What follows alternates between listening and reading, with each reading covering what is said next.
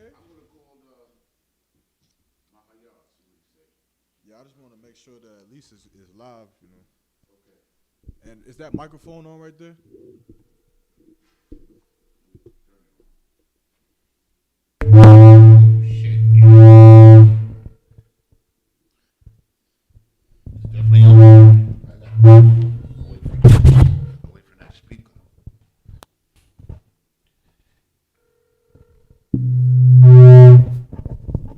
Hold that shit up. I don't know what's wrong with. Hey, Shalom. I don't know what's that. You have reached the voicemail box of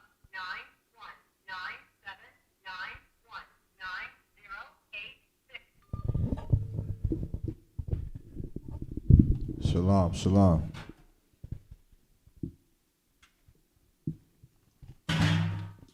Oh, one more thing. Can you grab me a cup? Two of them on top of the refrigerator.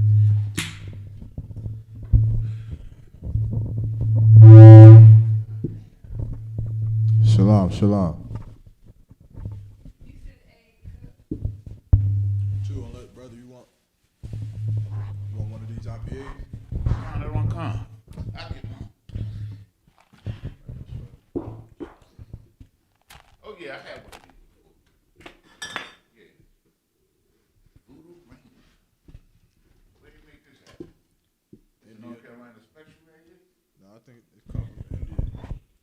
It's an Indian pale ale.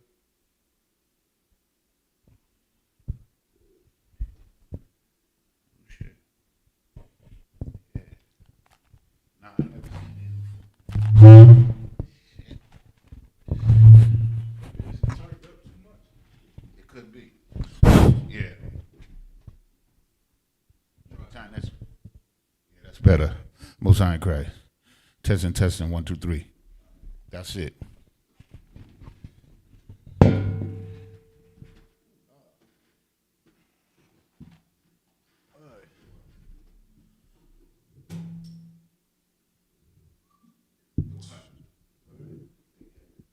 Most High in Christ. All right, now I got to figure out if we're live.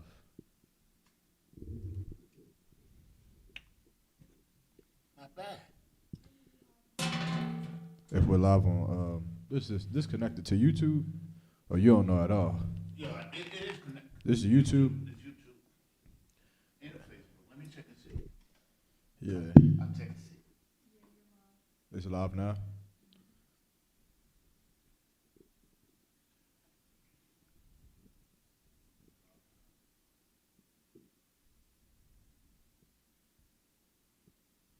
Yeah, man, I suck at all this technology, all of that.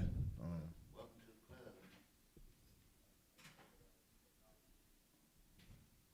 That's one thing. Not my thing.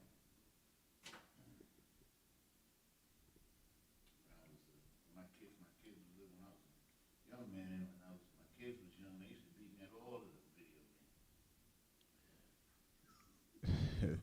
Nah, I whoop some. Now we live, Salakia. I'll beat you in the video games now. No, my kids used to whip me, but they was little kids, man, 5 years old. They would whip my ass in the video game. Good night. I'm just, that's just technology is not my thing, man. Only thing I used to compete with was the boxing game. I could play those pretty good. But other games,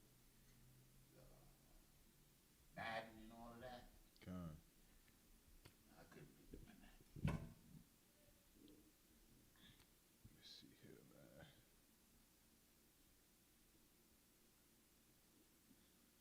Let's get this going.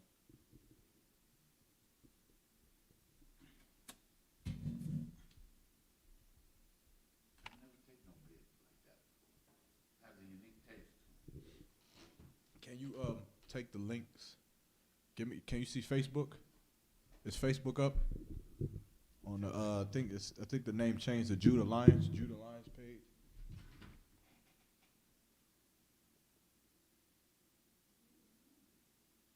It's not ISUBK Durham no more. It should be Judah Lions. Word? Since when? I think last week.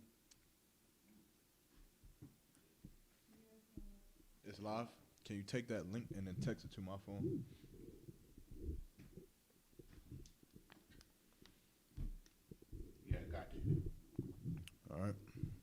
waiting on that. We begin here shortly. Yeah, you coming through. Let's get this one up.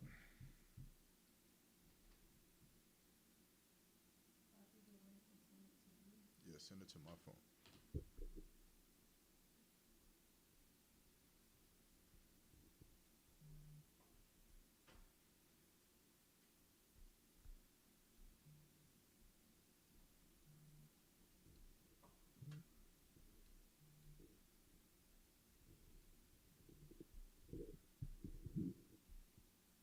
This is for Facebook, right? Coming through good on Facebook.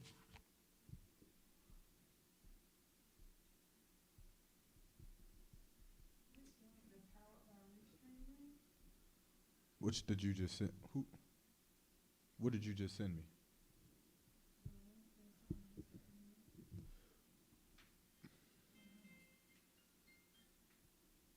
Hello? I don't know. Think so. Yes. Yeah, I know. The hospital called me earlier. She's all right.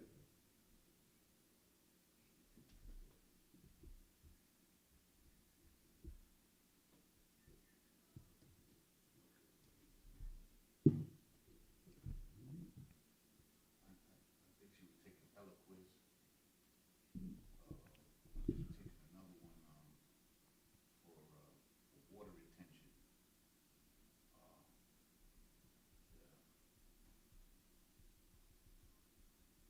Yeah, it was some kind of, drain the water. Like, she had water build up. That's right. All right, we about to go ahead and begin. All right. Think we good. Let's go. You understand? This is the Isupk, the Israelite School of Universal and Practical Knowledge, started out of 1 West 125th Street, Harlem, New York, under Commander General Yohana. You understand? We dig into this Bible, man, and we uncover the mysteries and the keys to the kingdom of heaven as according to what these law, statutes, and commandments and what our ancestors before us and this Bible has laid out for us. You understand? Which for the Christian church, they have done such an injustice to blacks, Hispanics, and Native American Indians when it comes to teaching us the Bible. You understand? When it comes to teaching us who our people are, who our ancestors are, who we are, you understand what we're supposed to do, how we're supposed to live our life, how we're supposed to raise our children, who we're supposed to marry, what to eat, what not to eat. All of these things that, you understand, are very important to the Most High. These are things that were supposed to be taught to us by our Christian leaders. You understand? By the men who sit in the seat that Moses had, who sit in the seat that Peter had, that Paul had, that John had. You understand? But they've taken those seats and they've used it for popularity and fame, and they've used it to get rich. You understand? And at the expense of that, all people have become second-class citizens to every nation on the face of the planet Earth. You understand? Our people have become docile and docile and vile, you understand, and worthless to all the nations on the earth because we have lost what it was that gave us value. You understand? And what it was that gave us value is our Father, the Most High in Christ. Right. You understand? And we have been driven away from Him. We've been driven away from serving the Most High to the point. You understand? You conversate with Christians today, and their whole thought process about the Most High sounds like a movie. It sounds like a fairy tale or a book. You understand? Salakia, could you cut that AC off just completely for me, Bob Kwasha? It sounds like a book. You understand that there's some fairy tale book where God is just, or Christ is just some ghost who walks around and the spirit of God comes into you and makes you have seeds and all the nonsense that you hear in the Christian church. And really, you understand, with all that fairy tale, that has nothing to do with the Most High has set for us, man, when it comes to this Bible. It has nothing to do with how He is who he is, how Christ is, who he is, and what we're supposed to do on this earth. You understand? If you could, Baba Kashar, give me Zephaniah chapter 2 and verse 1 before we get into the topic. The book of Zephaniah, chapter 2, verse 1. Gather yourselves together. Yea, gather together, O nation, not desired. Oh, nation not desired, man. The first thing that we got to understand as blacks, Hispanics, and Native American Indians, you understand, we got to understand that this Bible was not written for everybody. That's the one thing that we have to get to concur, is that these words and these scriptures and these stories was not written for everybody to obtain and to graft themselves into and to live off. You understand? These laws, statutes, and commandments that the Lord gave to the Jews, the children of Israel, blacks, Hispanics, and Native American Indian, it was given to us, and it was only for us forever. You understand? To this day, it was only given to us because he is our Father. You understand? The Lord chose us to follow up under them laws, statutes, and commandments. But of course, because of Christianity, we believe that somehow the Lord is going to go back on his word. That somehow the Most High is going to go back on his promises. That he going to break his covenant with the children of Israel to then allow these disgusting, filthy, heathen nations to share the kingdom with us that he had promised for us and us only. You understand? And that's all a lie, you understand, according to the Bible. But this word, you understand, where am I at? Read that from the top once, Baba Kashar. The book of Zephaniah, chapter 2, verse 1. Uh-huh. Gather yourselves together. Yea, gather together, O nation, not desired. This word, you understand, everything that's written in this Bible, and it's shown in this scripture right here. You understand, the Christian church, America, you understand, the world pushes and promotes that God is love everybody. That Christ is pro everybody, is pro everything, pro forgiveness, pro peace on earth, pro everything that it is not. You understand? The Lord is telling a specific group of people to gather together, to come together with one another on one accord. We're having one mindset, one like unto the other. You understand? As brothers, as family. And that's talking about the nation of Israel. That's talking about blacks, Hispanics, and Native American Indians. We the nation on this earth that's not desirable. We the nations on this earth that don't have a seat at the UN. We don't have a government elect or government officials that represent us as a whole. You understand? We don't have anything that these other nations have, a government, armies. You understand? That these other nations have, because we're not desired and we're pushed to the bottom. And that's why it is important for blacks, Hispanics, and Native American Indians to come back together. Black people need to start to learn again who we are. Puerto Ricans need to learn again who they are. You understand? Mexicans need to learn again. The Native American Indians need to learn again that we are all the same people, man. We're all the same. You look out in the world today and you see Puerto Ricans hanging with Puerto Ricans, Mexicans hanging with Mexicans, Hondurans hanging with Hondurans, Native Americans hanging with Native Americans, blacks hanging with blacks, when really the Lord is telling for us to come back together, man. He telling us to come back together so we can become strong again like we was. You understand? And that was the point that's the point that the Lord is trying to get past to us. That even though we live in a society where they push a melting pot, even though we live in a society where they push, you understand, that Martin Luther King's nightmare speech. You understand that white kids and black kids is going to hold hand in hand. Even though they push this on the forefront, the Lord is smarter than your wickedness, man. The Lord can see through your wickedness. He see that, you understand, on the forefront, they pushing all of this peace and equality, but really the Lord's chosen people are still getting killed to this day. Really, the God's chosen people is still being slaughtered in the streets. They're still homeless. You understand? They're still leading in AIDS and HIV and high blood pressure and heart disease and everything that's bad, man. Because we have not figured out something that was so very important, that this Bible is for blacks and Hispanics and Native American Indians, and it's for us only, man. That's right. And this is why we should take it, because it's precious to us. And it shouldn't be used for anybody else. You understand? If you could, Baba Kashar, read it from the top all the way through. Also, who can Baba Kashab, somebody could monitor. Con, you go ahead, you swap. Yeah, Con, I brought that. Go ahead, get down. If anybody could get on the Facebook and monitor the Facebook for me, to make sure that there's no questions coming through. And if you could just read that from the top, Baba Kashab. The book of Zephaniah chapter 2, verse 1. Gather yourselves together, yea, gather together, O nation, not desired. Verse 2, before the decree bring forth, before the day pass as the chaff, before the fierce anger of the Lord come upon you, before the day of the Lord's anger come upon you. This is it's giving you a timeline, a time frame as to when we supposed to be getting this done. You understand? Christians in the Christian church is screaming all day that they're ready for Christ's return. They're ready for the quote unquote rapture, even though that's nonsense. Again, there ain't nowhere in the Bible about no sexual rapture that's gonna happen when Christ returns. But they're waiting on it.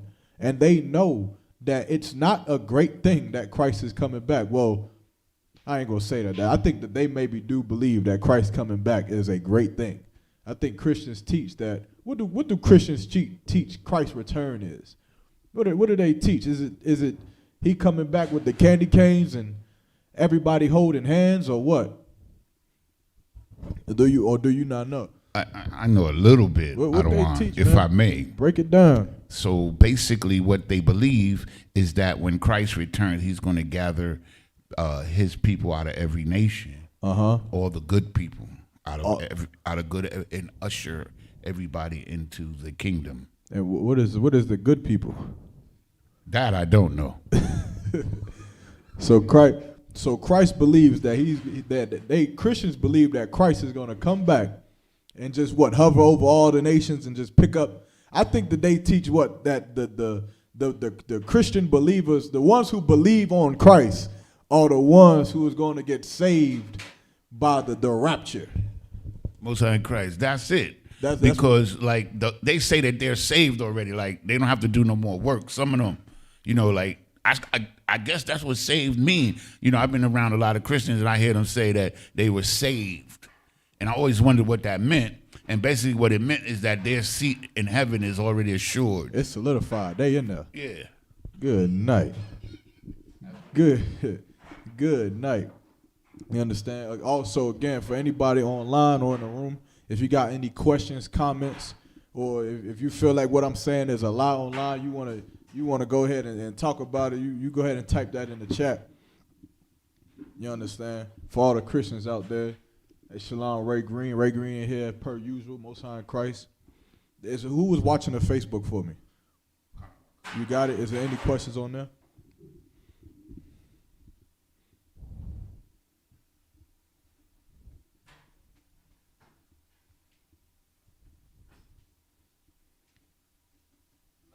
All right, Most High in Christ. All right, drop that. Let's go to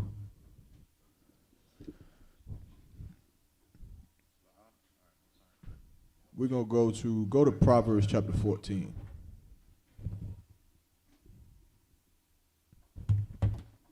Hold on, let me make sure that's the one that I want.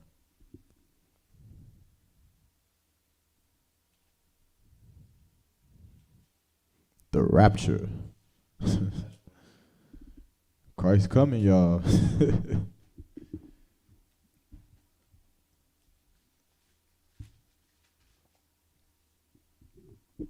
I don't even see how you could play with your life like that. I don't even see. Like, I've gambled before, but I don't see how you can roll the dice and just say out the blue that you're saved. How do you know? How do you know? What comes up on you? What spirit do you got that you've been a wicked bastard your whole life? You still are a wicked bastard, and you know that you're wicked. That's why you pray every day. You understand? You pray every day telling the Most High that you know you're doing wrong, but you need forgiveness, but you still saved. And you still go back and have to pray again because you're going to do some more wrong. How do you know that you're saved? You ain't made it yet. You ain't there yet. You got to break that down for me. Well, one of the things that I've heard is that, like, if you're in the church long enough, and Lord forgive me if I'm wrong, if you're in the church long enough and you do enough work in the church, you're pronounced saved by the pastor or the head of the church or whatever. And it's accepted by the members that they are saved because they go around the earth telling people that they're saved. Okay, well, it must be different kinds of saved. I remember I went to when I was in high school. I know my I don't know whatever you call them ladies who sit and work at the front desk, but she would always question of like, have I been saved yet? And I remember it was funny that I think I wasn't in the truth back then. I didn't know anything about the truth. I was just like I was a Christian, but I was one of those Christians that was, you know, I ain't really care about going to church or nothing like that, but, you know, I believed in God. So, you know, I was just a regular old Christian. And she's asking me, have I been saved? And I'm looking at her like, saved from what? Like, what is saved from what? Gun violence, heart disease? What am I being saved from? I really didn't know. I did not know what she meant. I haven't been introduced to the Christian dialect, to the Christian language yet. So I'm like, you know, have you been saved? I'm like, I don't want to say the wrong thing and make you think that I don't know God. But I don't know what the hell you talking about right now. So she got to explain it. Like, she was basically saying, have a pastor or someone who is what they call it? Ordained. Yeah. Someone who is ordained to whatever, preach or pastor, whatever they call it. Have they took your right hand and said, what was the word she said? I accept Christ as my name and Savior, or something like that. And I'm like, nah, you know, no ma'am, ain't nobody took my hand, and I ain't said them words. And so, man, she was like, well, whenever you ready, you know, come on and come get it done. And I'm entire, mind you, I'm in high school, and I'm so confused. Still, after she explained it, I'm confused as to what the hell she's talking about. What are you talking about? Because I'm like, first of all, you work in the front office at my school. You don't work in the church. You're not the Christian pastor. And again, back then, I didn't know that a woman couldn't be the Christian pastor. But of course, I was like, you know, you're not the Christian pastor. So who am I coming back to get this done? You're the person who's going to tell me that I'm saved from, still I don't know from what, but you're the one who's going to be ordained to do it. And so for months, for weeks and weeks and weeks, every time she would see me, she would always look at me like she was ready to do it. Like she just wanted to do it. I don't know if she really cared or really thought that I was saved by God, or if she just had an itch to just do it to somebody.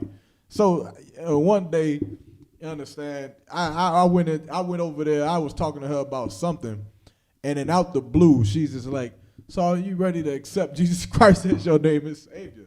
You understand? This is almost embarrassing to even say this story. But I was like, you understand? I answered her, and I'm just like, you know, I guess, maybe. And so she went behind the desk into the office and grabbed some Bible, made me stick my right hand on it. And, you know, the whole time I was sitting there saying, repeating after her them words, you understand, something with my spirit didn't resonate with it. Because it honestly didn't make no goddamn sense what she was talking about. It didn't make no goddamn sense. You understand? And from that day forward, I could never just align myself with Christianity when it makes no goddamn sense. Nothing about it makes sense. You understand? Like for that woman to sit up there and tell me that I was saved, but yet when I go out into the streets, my friends are dying left and right. When I go out into the streets, I see black people in the ghettos killing each other. When I look into the job forces, I see black people last hired, first fired. When I look at who's leading in abortions, I see my people dying. Everything that I see about being black is bad unless you're a famous celebrity. Anything other than that, or an athlete, anything other than that, it's terrible. So what the hell did you just save me from? You ain't saved me from a goddamn thing, because you didn't tell me how I was supposed to survive this. You didn't teach me how I was supposed to survive this hell. But because of that Christian nonsense, we believe that a fairy tale is what's going to save us from something that's very real. You understand? You're using a fairy tale and a hoax and a hypocrisy to save you when there's real threats in this earth that this Bible is trying to save us from. You understand? Get me, I think in the book of Matthew, I might be mistaken. Everything that was written aforetime was written for our learning. Give me Matthew 15:4. Everything that was written in this Bible is written for a reason. You understand? It's not to be taken lightly. It's very obvious and it's very concrete, man. You understand? If you need me to look it up, I got it. No sweat. 1 second.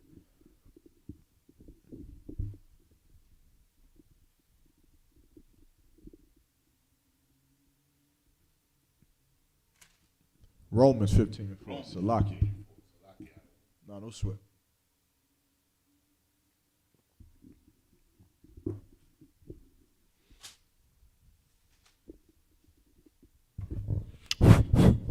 The book of Romans, chapter 15, verse 4. For whatsoever things were written aforetime. Whatsoever things were written aforetime, meaning what? What does that mean? What is whatsoever things was written aforetime? What does that mean? What is this talking about? If I may, the things that were written in the Old Testament. Right. You understand? The things that was written aforetime. You understand? In the Old Testament. Keep going. Were written for our learning. For our what? For our learning. They were written for our learning, man. This book is not a fairy tale hoax. This is a book of instructions and guidelines, man. It's a book for us to go in here and to figure out, how do we live as a people? How do we live? How do we create our morals? You understand? What is a moral? What is something? Who is it that we're supposed to marry? What kind of marriages are we supposed to have? What kind of foods are we supposed to eat? You understand? What is a crime and what is not? What is a sin what is a crime punishable by death and what is not? These are all things that we are not supposed to be figuring out on our own. But we're supposed to go back to what was written aforetime, what was written in these scriptures, and then base our morality off of that. You understand? You ever heard a person or heard a Christian say that they have a personal relationship with God and they know they Jesus and they know that they living right while they smoking a cigarette, while they eating pork, while they paying for prostitutes, while they selling drugs, while they doing everything that the Lord tells you not to do. They will swear up and down that their morality is intact because they won't lie to you. Because they won't steal from you, but they'll sell you drugs. You understand? They won't murder you, but they will, you understand, but they will eat pork. They will eat shrimp, crab, and lobster. They will go into some church and bring their kids into some church to get molested by some homosexual pastor. They will do that. And that's why Christianity is going to fail and has always failed us. It's always failed us. Because there is no morality in the Christian church. That's right. It is none. There's only what your members individually believe is moral to them. You understand? And because of that, you have homosexuality. Because of that, you have little kids being molested. Because of that, you have rape. Because of that, you have drugs being sold. Because of it, you have gang violence. Because of it, you have murder. Because of it, you have homelessness. Because of it, you have envy and jealousy and a lack of brotherhood and sisterhood. Because of it, you have gossip. Because there is no morality in that Christian church.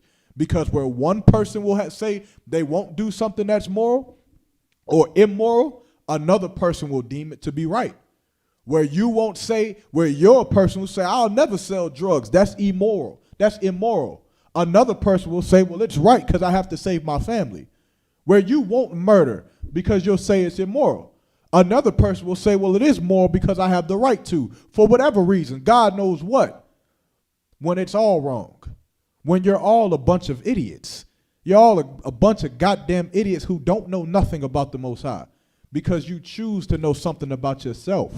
You choose to look at your life and your childhood and your mother and your father and your friends and your families and the tribulations and things that you went through.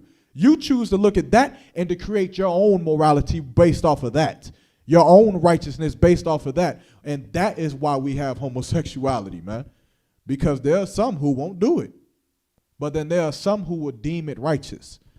There are some who will deem it lawful, will say that God will forgive the homosexuals when in this book it says otherwise.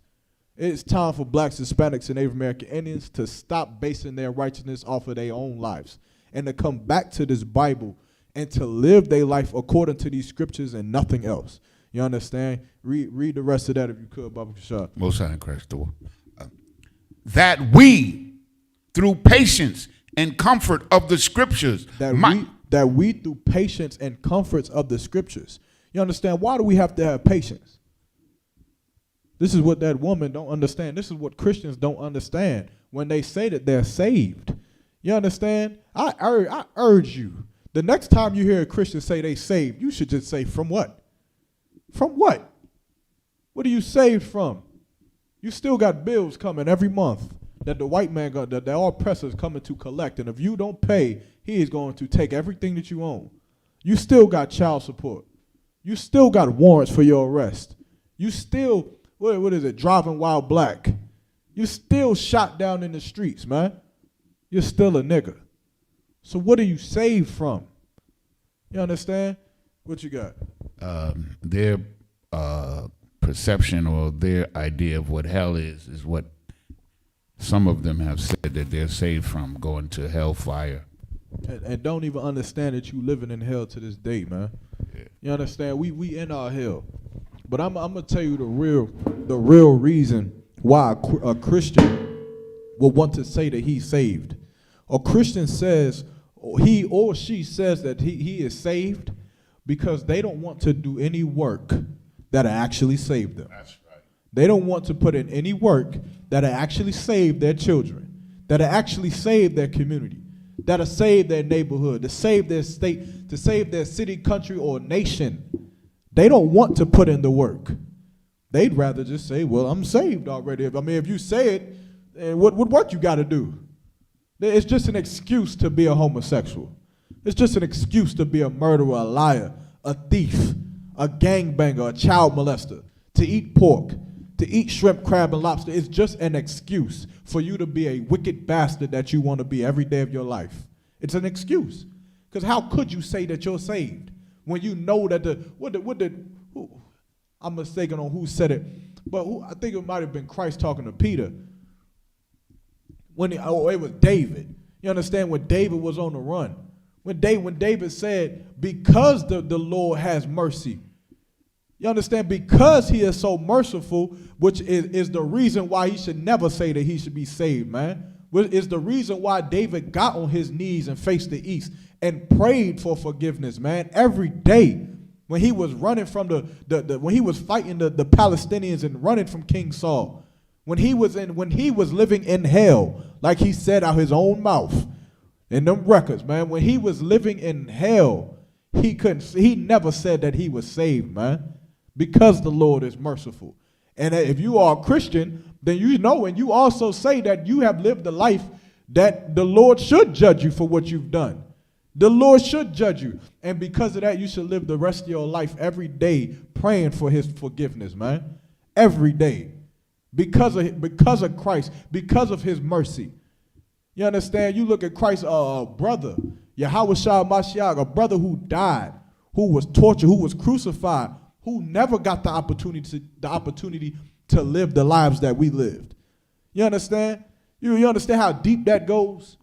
You understand how much work you would ever have to put in to even be considered, to even be in the realm as somebody who has made it into the kingdom of heaven. Christ ain't never got to go to no strip club. Christ ain't never got to go and party like we have. Christ ain't never got to go and sit and get no tattoo. He ain't never got to taste pork. He ain't never got to smoke weed and get high with his friends and kickbacks. He ain't never done the things that we've done. He ain't never lived the life that we live, but yet he died a death worse than all of us. And he did that. Here we are, 20-something years old, figuring out the truth. Here we are, 40-something years old, figuring out the truth. 80-something years old, figuring out the truth. Well, what will we do with the years that we got left? What we going to say? We saved. We've made it. You understand? What is it that we going to do? There's only one thing that you can do according to the Most High, man. You got to give every day of your life back to Christ, man, because he gave his whole goddamn life for you. He gave everything for you. Not for you to sit around and eat pork, shrimp, crab, and lobster and scream about how saved you are around some Thanksgiving dinner table when you eating ham hocks and all whatever kind of nasty nonsense that, you understand, our people love to eat. Well, I don't even know. What is the ham, man? I know I'm going off topic, but what is that part of the pig? I know what I think it is, but I hope it's not. It's like the upper thigh before you get to the buttocks. Brother said, talk about the Jews. Are you asking me a question or is that a comment? Is it a specific question that you got, brother? Or Sister Salaki? I don't know. If it's a Sister Salaki, but what is the ham part, man? What is that? It's the it's the thigh before you get to the buttock. Okay, I thought they was out there eating pig ass. You understand? That's what I thought that they was eating. Yeah, I ain't never got that. You understand? But Christ never got to do that. Christ never that feeling you get when Christmas around and all the jingle bells and the Christmas joy and the gifts under the tree and sitting presents under the tree and what they do for Christmas? The cookies. Putting the cookies on the table with the milk just for your mom to come and eat some in the middle of the night, leave crumbs. You understand? All of those joyful things, the songs, the merry-go-rounds, the snow and the Christmas lights and trees, all of that, you've done it before and it felt great. It felt great. You understand? You smoked weed before and it felt great. It was fun. You was up inside that kickback smoking weed. You felt like you was the man. You was doing it, man. And it was enjoyable. But it was wrong, and Christ never got to enjoy those things, man. He never did. And so because of that, we got to come back into these law, statutes, commandments, man, and give our life back to the Most High. Not like what they say in the Christian church, where they preach that they save but put no work in. It's time for us to actually put work in. You understand? It's like, how do we know? How do we know we supposed to be the superior? Give me 2nd Ezra chapter 6 and 54. That's a good question.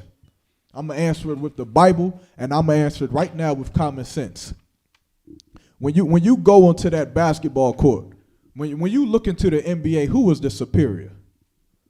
Anybody in the room? Who was superior in the basketball court?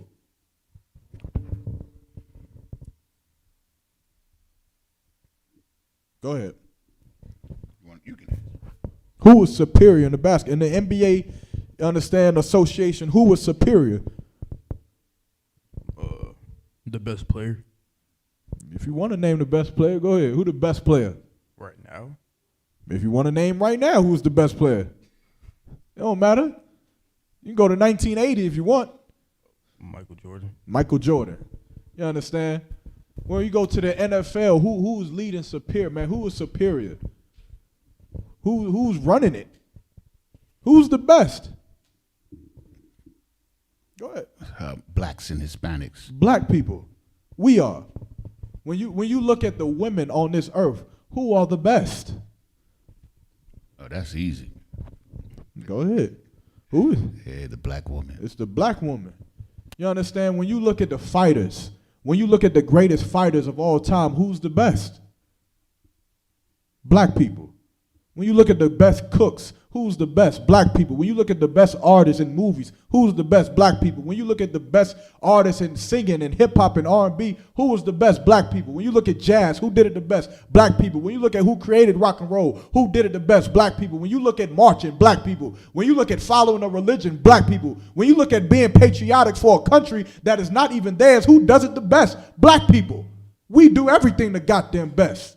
You understand? I don't even understand what white people have to offer to this God-forsaken country. Know how to use bagpipes or shoot up schools. Whatever they are good at, man. I don't know. But everything that we do, we're better than them. There was a time, what time was it back in the 70s, 80s, 60s, when you couldn't even lose a boxing match to a white person. You couldn't even do it. It was damn near a sin. You would damn near lose your black card if you lost to an Edomite. And back then, you understand, it wasn't even because of what we're talking about right here now in these scriptures. It was simply because of what? We knew that we were better than them. We knew that we were always stronger than them. You knew it. You knew that if the Lord put you in a room and locked the door, he put you and some Edomite in there with you, and you had to fight to get out. You knew that because you was a nigger and you've been fighting your whole goddamn life that you was going to make it out that door. That's the spirit that we've always had as blacks, Hispanics, and Native American Indians when it comes to these other nations, because we are superior. But we're going to go to what the Lord says about it. Read what you got. The book of 2nd Ezra, chapter 6, verse 54. And after these, Adam also, whom thou madest Lord of all thy creatures, of him come we all. So this is talking about Adam. Of course, Adam is who Christians ignorantly deem to be the first man on earth. Have you ever heard of Adam and Eve? They deem him to be the first man and woman on earth, which is a lie a lie according to the Bible by the Christian church. It's a blasphemy to God to say that Adam and Eve were the first people on earth. There were millions of people inside that garden with Adam and Eve. If you want that broken down, we could break that down too. You understand? Hold on 1 second. Hold on, give me 1 second. Read that from the top, Baba Kushar. The book of 2nd Ezra, chapter 6, verse 54. And after these, Adam also, whom thou madest Lord of all thy creatures, of him come we all. So of Adam come we all. All of us come from Adam, which is true, which is what the Christian church teaches. They teach that Chinese people, you understand, black people, white people, Indian people, Native American people, Mexican people, Russian people, we all come from Adam. That's what is taught in the Christian church, right? Keep reading. This is the brother's question, so I can reiterate, was how do we know that as black, Hispanic, and Native American Indians, we are supposed to be superior or to reign over the man who's been reigning over us for 400 years? You understand? How do we know? You understand? Read that again from the top, Baba Kushar. And after these, Adam also, whom thou madest Lord of all thy creatures, of him come we all, and the people also, whom thou hast chosen. Read that part one more time. And the people also, whom thou hast chosen. So the Lord is saying that of Adam come we all. All people come from Adam. All the people, you look in your school, you look at the college you go to, you see all the ethnic groups and different races that you see walking around. Well, they do all come from Adam. We all come from Adam. But also the people whom thou have chosen. Meaning the Lord, even though he created all, if I am the creator of, let me see, what could I be the creator of? If I'm the creator of different car brands, or let's say different brands in general, right? I got Savage Life brand. I got Fitness Realm brand. I got different brands that I've created, and I created all of them. You look at Savage Life and you say, well, Yarmak created that. You look at Fitness Realm, you say Yarmak created that. You look at Running Faster brand and say Yarmak created that brand. All of them came from me. That's true. But if I chose one brand to be my face, if I chose a brand to be at the forefront of my corporation, to be the one that I'm going to lean on, the one I'm going to promote the most, then that's also what the Lord has done with blacks, Hispanics, and Native American Indians. Yes, he created everybody, but he chose a specific group of people that he was going to push the most, that he was going to father the most, which is why he gave us the law, statutes, and commandments. You understand? But keep going. Let's get a little bit more. Verse 55. All this have I spoken before thee. O Lord, because thou madest the world for our sakes. Read that again. Read that one more time. Verse 55. All this have I spoken before thee, O Lord, because thou madest the world for our He sakes. said, thou hast made the world for our sakes. That's how you know we're supposed to reign superior over them. You understand? Because this world was made for our sakes. It was made for us. Keep going. Verse 56. As for the other people, As for the who? the other people, The Chinese, other people, the African. other people, You understand? As for the other people, keep going, which also come of Adam, which also come of Adam. The other people came from Adam too. Keep going. thou hast said that they are nothing. Who has said? Thou Who is hast thou? said, Who is it thou? the Most High. The Lord. The Lord has said that they are what? Thou hast said that they are nothing. That they are what? Nothing. That they are what? Nothing. That they are nothing. These aren't my words. You understand? These is coming straight out of the Bible. The Lord has said that they are nothing, man. They're nothing to him. They hold no value to him. Even though we all come from Adam. Thou hast said that they are nothing. Keep going. But be like unto spittle. But be like unto spit, man. You understand? You know how disgusting it is for somebody to spit on you? That spittle that falls out of your mouth when you talk? That's what the Lord is comparing these other nations to. Keep going. And has likened the abundance of them And the value. This is the value of them. Keep going. unto a drop that falleth from a vessel. A drop that falleth from a vessel. Their value is like a drop that falleth from a vessel. You understand? It's like if you got a water bucket and you walking up a hill, a drop falls out the bucket. Are you going to go back for that bucket? Are you going to try to go and save that bucket? That's the value that these other nations have unto him. You understand? Keep going. Verse 57. And now, O Lord, behold, these heathen. And now remember, what does heathen mean? For anybody who knows the Bible, knows anything about the Bible, what does heathen mean? I'm gonna give them online a second to answer. If not, I'm gonna ask the room. Be thinking what a heathen is, according to the Bible. Christians should know this. I think what was that lady off of Fred Sanford and Aunt Son? Esther. Aunt Esther. Aunt Esther used to call Fred a heathen. You old heathen. But she used to call him that because he didn't go to church. You understand? But what is an actual heathen? You know? Let me give him one more minute. If we don't get an answer, all right, sis. Sis, I got your question. I'm going to get to it. Just give me 1 second. Let me get this brother's question out the way.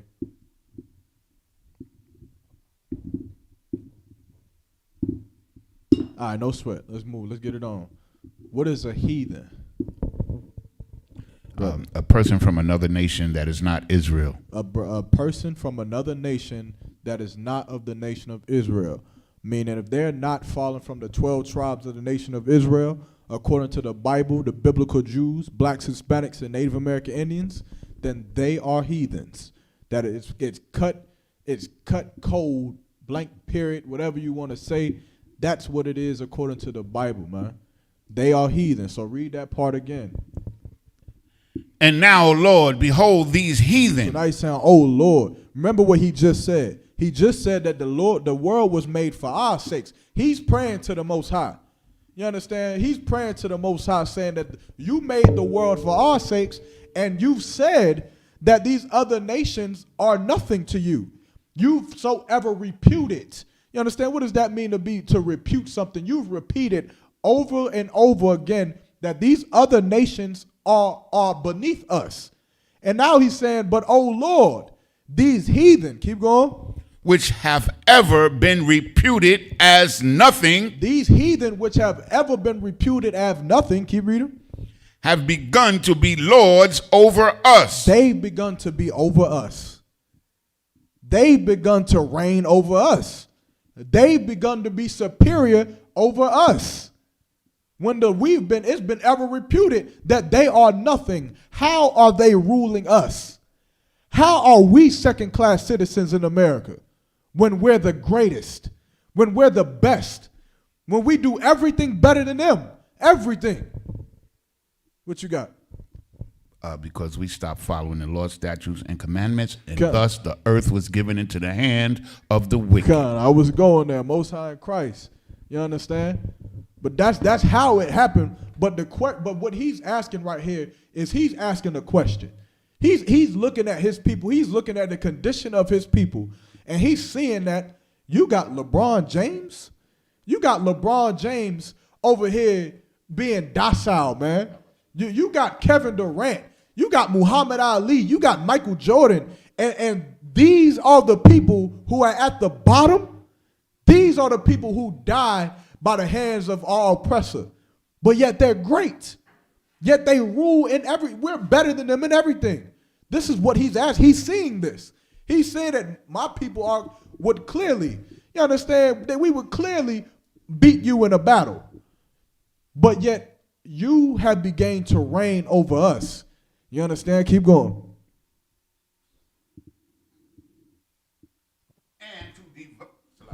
And to devour us. And to devour us, man. Meaning what?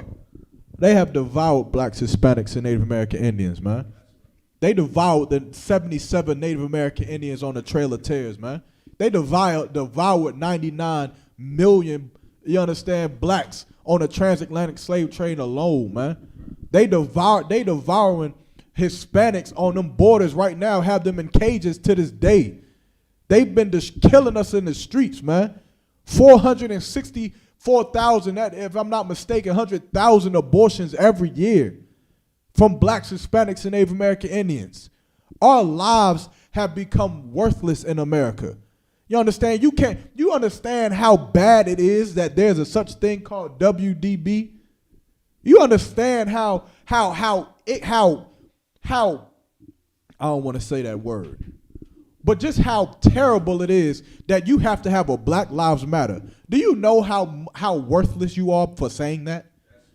Do you not realize how much of a piece of nothing you are for you to have to say, my life matters. My life matters. Black lives, brother. It's time to go back to the drawing board. That's where we have gone.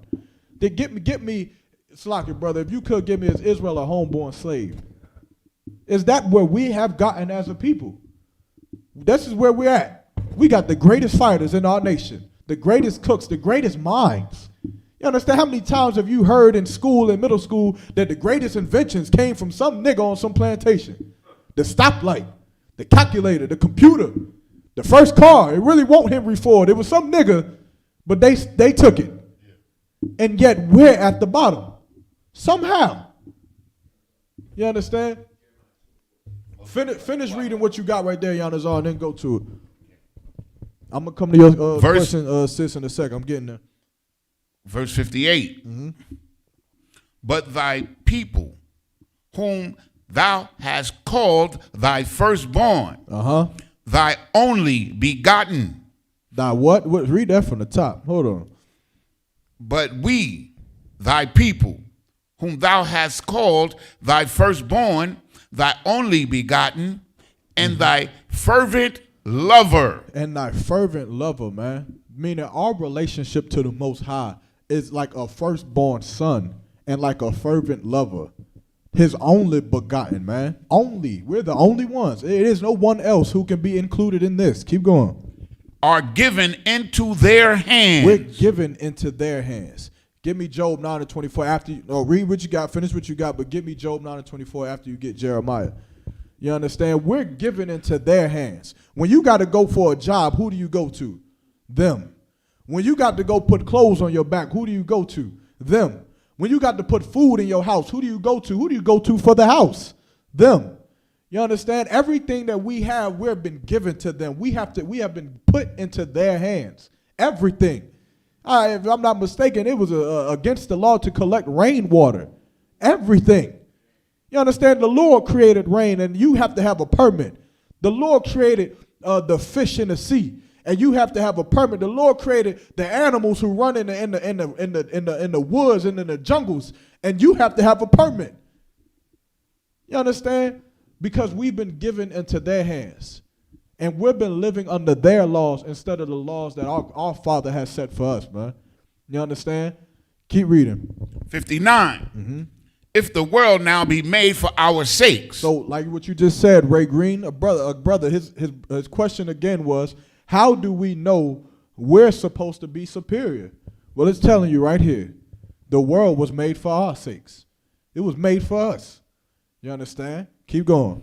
Why do we not possess an inheritance with the world? Why do we not possess an inheritance with the world? Why are we not ruling? That's the question. That's the question. Now that you know that we're supposed to be ruling, and this world is supposed to be in our possession, your next question should be, how do we get it? Because that inheritance is still there. The Lord is not going to break his covenant with us. It's still there. And there's a way to get it. There's a way to bring it back. You understand? To bring it to fruition. You understand? Get with the brother. What was it? Jeremiah? Salakia.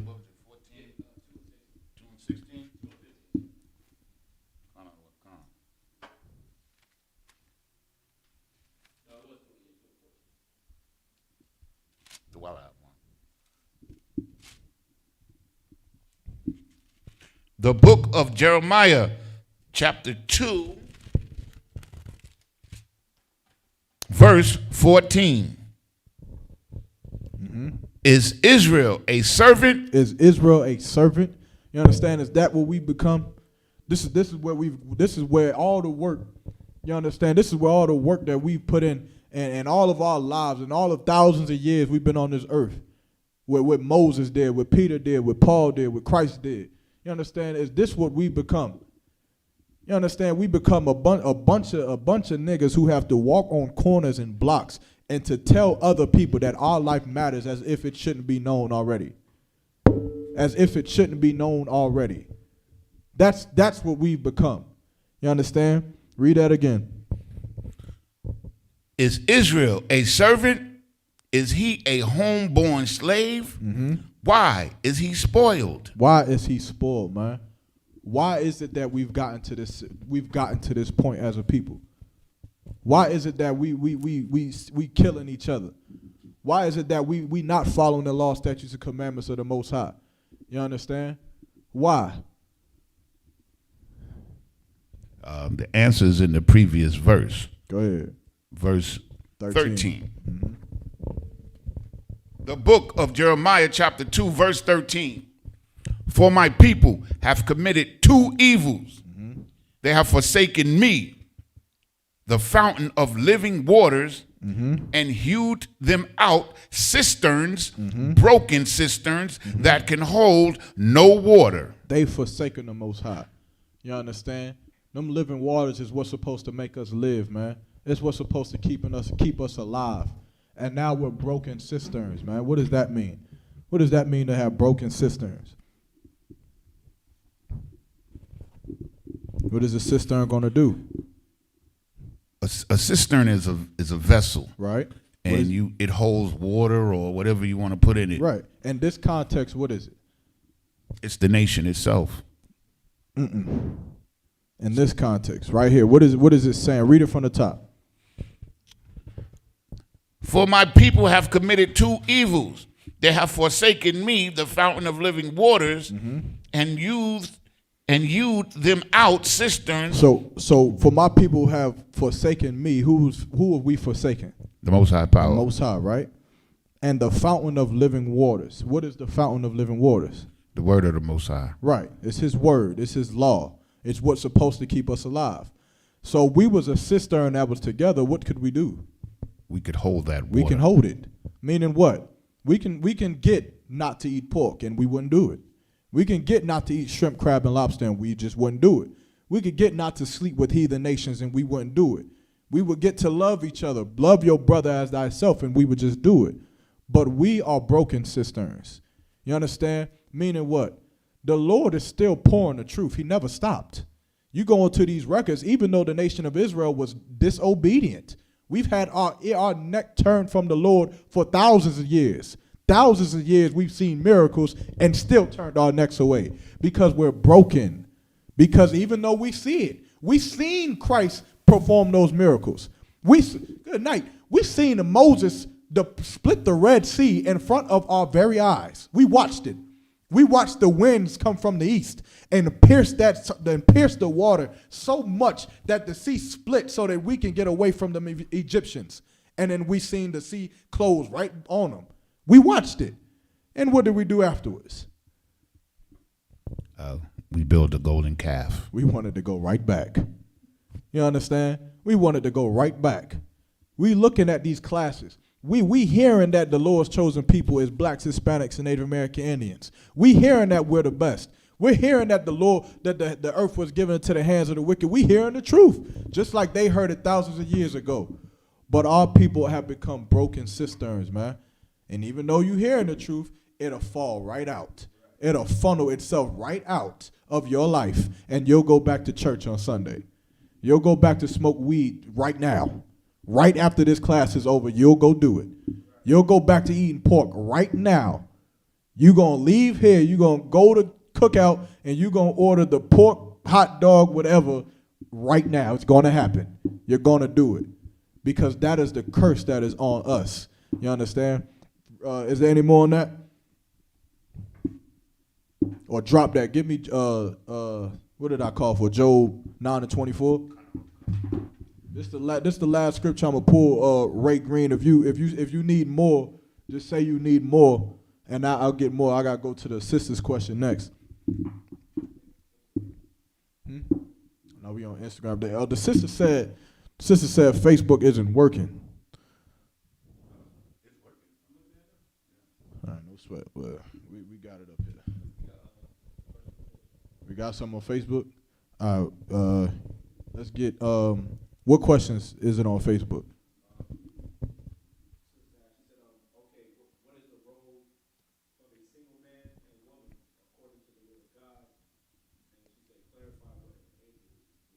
Okay. All right, no sweat. Read that scripture 1 second. I mean, right now, Salaki. The book of Job, chapter 9, verse 24. Mm-hmm.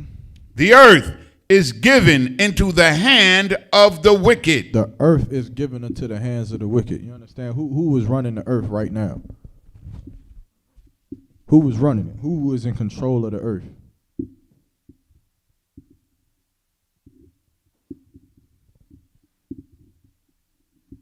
Take your time. Don't all answer at once.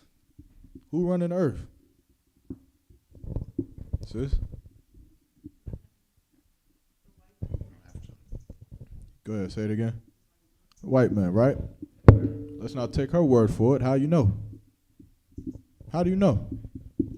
I could sit up here all day and tell you that, the white man's running everything. But how do you know? I could just be an angry black man up here. How do you know, Yanazar? Well, one thing, his language is... Salaki, the sister said them crackers. She's right. The Most High Christ. Their languages control the earth. Their language is all over the earth. We wear their kind of clothing. We live under their political systems. Mm-hmm. We have to go to them for everything. Right. You understand? But what is the biggest banger you can drop of how they run the earth? Them people, the sister said, president's white. The president is white, but Christians would argue that this is just America. Their president should be white, which it should. They should have a white president. Them people on the money white, which it should be. They should have white. They should have the most racist Edomites they could find and put them on the money. They should have it. They should go and do it. You understand? Y'all be getting mad at people wearing Confederate flags and stuff. Y'all are idiots. If you are mad trying to get someone to take a Confederate flag down, you are a bona fide idiot. You understand? I need to show me that you don't like me, so I don't knock on your door for nothing. I don't come nowhere near you. Salaki, hold on 1 second. Only thing I don't like about this Instagram, you got a time limit. But what else? What else is the bomb dropper that you can put? You understand that Edomites run this world. Remember, we're not talking about just America. We're talking about the whole world here.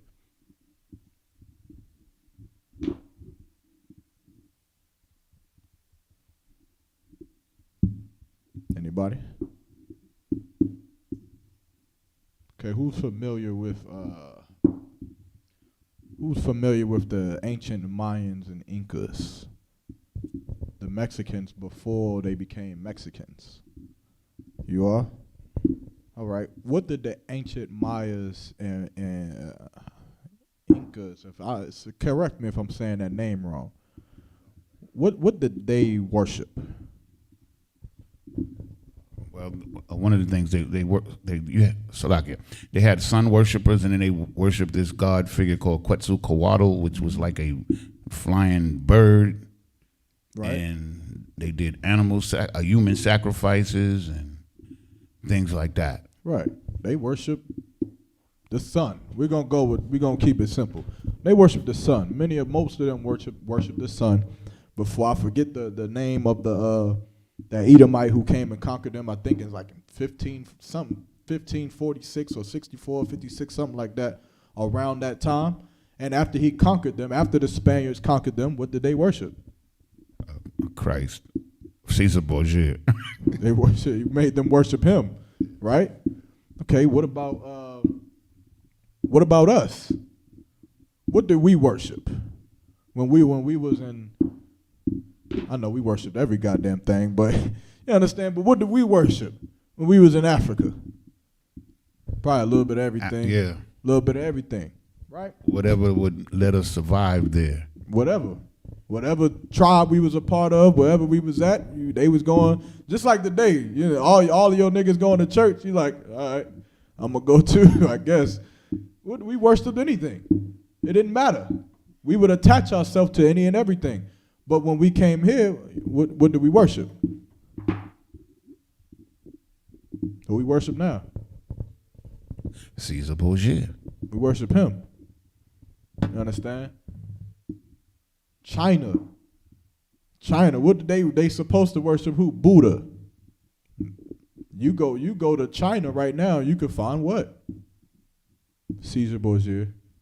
You can find them worshiping white people. You can find it in their clothing, in the language, and in the way that they are, in the way that to bring it all whole. Christianity is nothing more than white supremacy. That's right. It means that they have to reign supreme over China, over Africa, over everywhere. You understand? You may go to China and see that China still has their culture because they're not us. They, of course, are going to still have their culture. They're going to have their history, have their language. But the white man is reigning supreme over them. Or at least he's trying to. You understand? Why? Because the Lord is giving him that power. The Lord blessed him with the sword, right? And that's what he uses to take his power. He goes to war. And so read that scripture one more time. The book of Job, chapter 9, verse 24. Mm-hmm. The earth is given into the hand of the wicked. He covereth the faces of the judges thereof. He covereth the faces of the judges thereof. What does that mean? What does it mean to cover the faces of the judges thereof? First of all, what are the judges?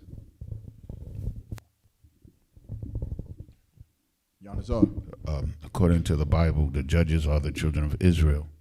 They're who? The judges are the children of Israel under Christ. Who would be the judges? Remember what a judge is. Remember what a judge does. The prophets. Right. And the priests and the prophets. And who else? Christ, of course. And who else? The Israelites. Mm-mm. But yes, he did that too. But who else? You was there, but go higher now. Commanding General Yohana. No. Most High in Christ. I'm saying the angels. Oh, the angels. Most High in Christ. God himself. You understand? The Most High himself, he covered the faces of them.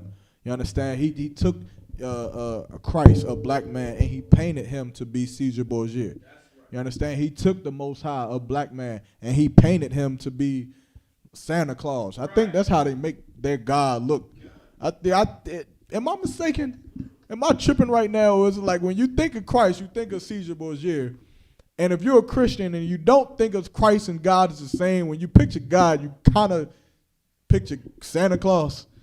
It's like without the red, just like some big old white dude with a beard, like he a Viking or something, like he in Valhalla or something like that. If I'm not mistaken, I don't know what else. I don't know how else they picture God if it's not, a voice or a gust of wind. But they've covered the faces of the judges, man. You understand? Because they are in control of this earth. That's how you know that what they have done is wicked and that we are supposed to be reigning supreme over them, man. Is there any more on that? Con. Keep going. If not, where and who is he? If not, then where, then who is he? There is somebody running this world. If it's not the white man, then who is it? You gotta let me. If it's Chinese people, let me know, cause we got to change some things. If it's really the Chinaman who's making all this happen, but it's not. It's not the Chinese. It's not the African. You understand? It's not the Australian. It's not the Vietnamese. It's none of them. It's not the Middle Eastern. It's none of them. You understand? It's the devil, man. The devil of the Bible, which is our oppressor. You understand? The same man who has us in slavery here in America is the devil that the Bible speaks of, man. And he's reigning supreme over everything, which is why the earth is in mourning right now. Is there any more on that? All right, drop that. What, did I ask for something else? Or we good on that? All right, no sweat. Brother, if that answers your question, if not, you can let me know. I'll give you another scripture if you need it. Now, the sister's question, I forgot what you said online because my Instagram turned off. But what was the other question on the Facebook?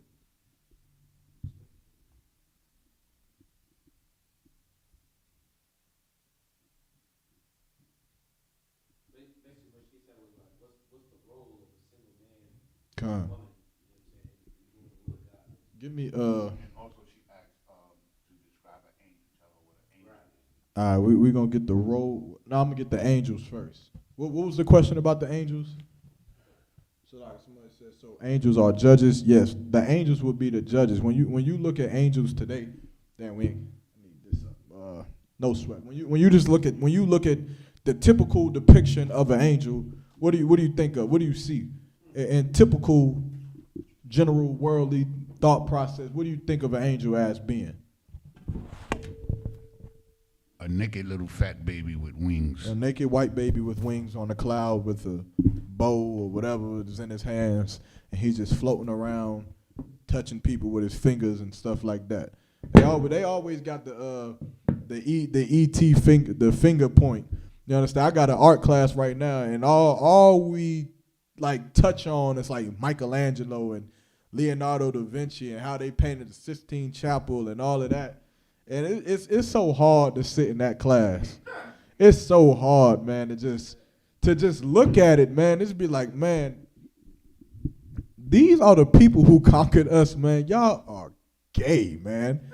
This is gay. It's downright homosexual. You have naked men at your ceiling. For what? For what? What the hell is the point of you having naked men at your... Come on, man. Come on. He took 6 years to paint all that. 6 years to do that, man. But that's the nation that's ruling over us. But what you got? I just wanted to add it shows that they're carnal people.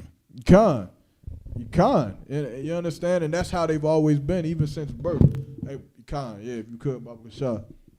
You understand? Where was I at? Was you getting something for me? Where was we at? The angels, right?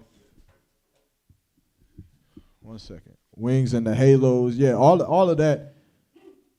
All of that depiction of them angels, man, it's fairy tale and it's nonsense.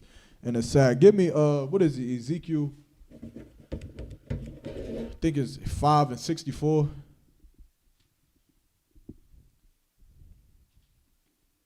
But to answer your question, yeah, the angels would be, they would also be judges. Their faces got covered, meaning the image of the angels got changed. You understand? They got changed from what they were to what they are now.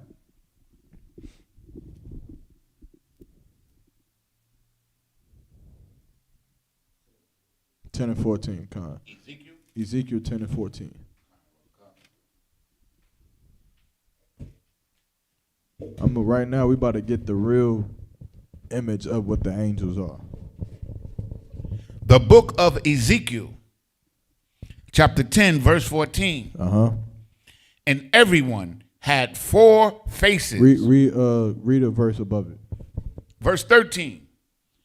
As for the wills, it was cried unto them in my hearing, O will. Also, he describes the angels in chapter 1, 2 of Ezekiel. He describes the angels. Might be the go to. Yeah, that's not the one that I like. I think it's Ezekiel 1 in the first.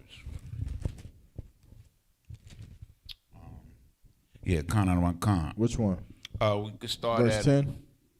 This is Ezekiel 1, verse 4. Start at verse 4 or 5. Yeah, verse 5. Let's go. The book of Ezekiel, chapter 1, verse 5. So we gonna go into what the angels really are according to the Bible. You understand? Keep going. Also, out of the midst thereof came the likeness of 4 living creatures. So he's telling you what he's seeing, right? This is Ezekiel telling you what he saw. This is 4 creatures coming out of a mist. You understand? Yeah, but if you ever seen a football game, Ray Green up on here. I know you been in one of them football games out there at Shaw doing your thing. When that steam comes out and y'all come out for the game, you understand? Imagine how you see the football players come out. This is what Ezekiel was seeing. And in the midst of the steam, in the midst of the smoke, this is what he's seeing. Keep going. The likeness of 4 living creatures. So it was 4 living creatures, not babies. You understand? This already cuts what the Christian church says an angel is, a little floating baby in a cloud and all that nonsense. It already cuts it. This is 4 creatures, man. Keep going. And their appearance, they had the likeness of a man. They had the likeness of a man. What does that mean? Not a baby. You understand? Not no little baby, toddler baby, but a man. Keep going. I mean, well, what was it? What you had to say, Yanazar? No, I didn't have nothing. What does it mean that they had the likeness of a man? Remember, that it's not saying that they're men. He had the likeness. You said it? Right. Meaning they had the form of a man. Meaning how many of y'all have ever seen Jeepers Creepers? That's a great example. You understand? When you just seen Jeepers Creepers from afar, you would say, that ain't no man. I know it ain't no goddamn man. But it looked like a man. It looked like a very creaturous man. You understand? But he got wings coming out his goddamn back. You understand? So keep Jeepers Creepers in your mind if you've ever seen that movie when we describing these angels right here. You understand? Read that again. And this was their appearance. They had the likeness of a man. They had the likeness of a man. This is what they look like. Keep going. Verse 6. And everyone had 4 faces. But each one of them had 4 faces. You understand? Keep going. And everyone had 4 wings. And they had 4 wings. This is not a man. This is a creature. This thing comes straight out of a god. Dang, I was stopping while I was in here. What was that movie, man? One of y'all got to know. He was like, man, it sounds like he comes straight out of a comic book, man. What movie was that?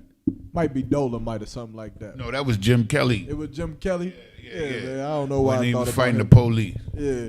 No. That was Enter the Dragon, matter of fact. Might have been. I don't know. Yeah, it was Enter the Dragon. I need, man. Top of one, I need my Webster dictionary back up in here, man. No sweat. But you understand, but this is a creature, man. They have 4 wings. Keep going. Verse 7. And their feet were straight feet. And their feet were straight feet. So their feet went straight, just like a human's feet. Keep going. And the sole of their feet was like the sole of a calf's foot. So if you ever look at a calf, like a cow, you look at the sole of a cow, that was the sole of their feet. Keep going. Almost like a what? Tap shoes? Nah, it's talking about like the actual soul of a calf, like a hoof. the hoof. That's the kind of feet that they had. It went straight, but they had the feet of a calf. Keep going. And they sparkled like the color of burnished brass. And they sparkled like the color of burnished brass, meaning they were what? They were brown. Keep going. Verse 8. And they had the hands of a man under their wings. And they had hands of a man under their wings. Just like who? Just like Jeepers Creepers. Under his wings, he had man hands to grab stuff with. You understand? Keep going. On their sides. And they four had their faces and their wings. Keep going. Verse 9. Their wings were joined one to another. They turned not when they went. They went every one straight forward. At verse 10.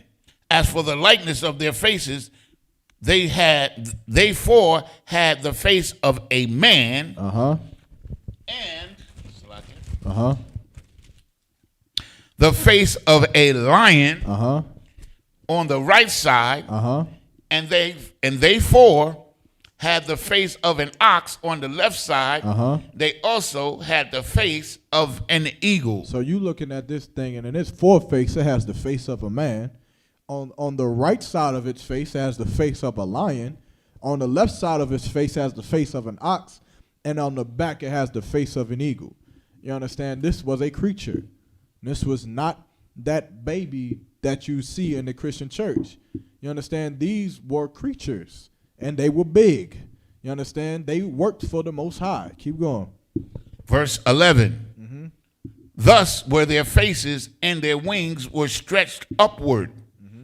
Two wings of every one were joined one to another, and two covered their bodies. Verse 12. And they went every one straight forward. Whether the spirit was to go, they went. Meaning what? What was that talking about? Wherever the spirit was to go, they went. I guess they went wherever they wanted to go. Angels don't. Angels don't do nothing that they just want to do. So the Most High Wherever told the them where Most to High go. gave orders, they went.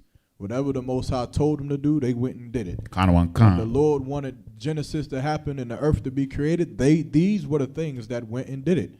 When the Lord, you got to remember, the work of these angels is not nice. It's not fashionable work. It's not pretty. It's not easy. It's tough. The Lord is using these things to do what? What are these angels used to do? Think about it. And to destroy. They're going to kill people, man. They go to do some terrible things. When the Lord destroyed Sodom and Gomorrah, what did the Lord use? Angels. They're angels. These were the things that went and destroyed those cities. You understand? Keep going. They went, and they turned not when they went. Meaning what? The angels were great soldiers. Yeah. They are. They turned out when they went. Meaning what? They got an order. They went and did it. They didn't go do something else. The Lord didn't say go build Jerusalem, and then they went and stopped to go sightseeing before they went and did it, or went to go see their rib before they went and go did it. They went and just did it. They turned not from what the Spirit was sending them to do. Keep going. Verse 13. As for the likeness of the living creatures, their appearance was like burning coals of fire. Their appearance was like burning coals of fire. What does it look like when you look at burning coals? It's bright. You understand? It's shocking. It's like a fire. You got to look at it. Keep going. And like the appearance of lamps. Again, it's a light. It's something you look at, catches your attention in the dark. Keep going. It went up and down among the living creatures. And the fire was bright. And out of the fire went forth lightning. And this whole chapter is going to continue just to reiterate what these creatures look like. You understand? But that's what an angel is. An angel is not your dead lost one who was watching over you. You understand? That is all Christian mythology. It is fake. It's not real. You understand? That person who you have lost has died. They have went to their ground. Their body is literally in the ground decomposing. You understand? Like every other thing that decomposes, their spirit has been went up to the Lord, and they are sent back to the earth to live again. You understand? They are in a new body somewhere on this earth running around making all the same dumb mistakes you making right now. You understand? That's what they do. An angel is not your personal protector. Angels are specifically made by the Lord for the Lord to do the work of the Most High. That's what they are. What you got, sis? Who told you that?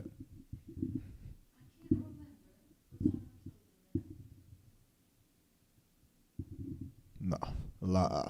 I don't. You're not born with 12 angels. I mean, like, what do you mean? Are you born with 12 angels? Are you saying 12 angels are what gives you birth, or are you saying when you're born, 12 more angels are born too? Lie. To my not to lie. I ain't never seen that in here. I could be wrong. I'll ask to get the exact answer. I've never heard that before, even in the world though, so I can't really speak on it. But if I had to give an answer, whoever told you that was probably, were they a Christian? If they weren't in here, they was probably a Christian. Oh, no. Matter of fact, I remember who it was. Uh-huh. It was the maintenance guy at my client's house. He told me that. What was the point of telling you that? We were talking about something. And when he was talking about his situation on how he was on drugs very bad, and he was in one of the little sewage drains things. Mm-hmm. And he was down to his last whatever, like he was just like, he said, God, you destroyed the body that you gave me or whatever, like I'm destroyed it, like you can have my soul back. And then he was like, then he heard a voice say, your breakthrough or something. I don't want to, try to word for word, but basically say your breakthrough is on the way. And then he was like, after that, he, I guess he went to rehab and all of that and got clean, whatever the case may be. But Most High in Christ, that brother got clean. But when he said that, he definitely had some drugs in his system still. That's what I asked him. I said, are you sure you was talking to God? He was not. I tell you that for right now. He was not talking to the Most High. The Lord was damn sure not talking to him. You understand?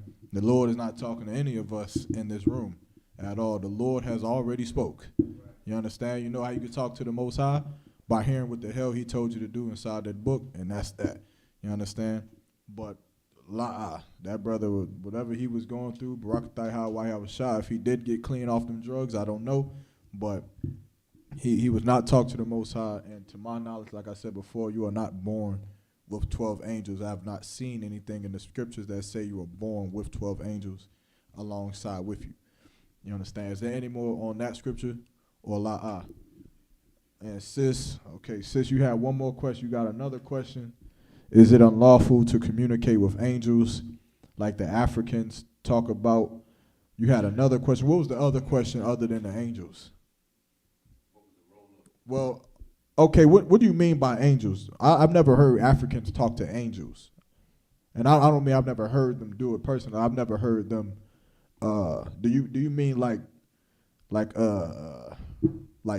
past people and things like that? Has anybody ever heard of like Africans like trying to speak to angels or anything like that? They that's true. Okay.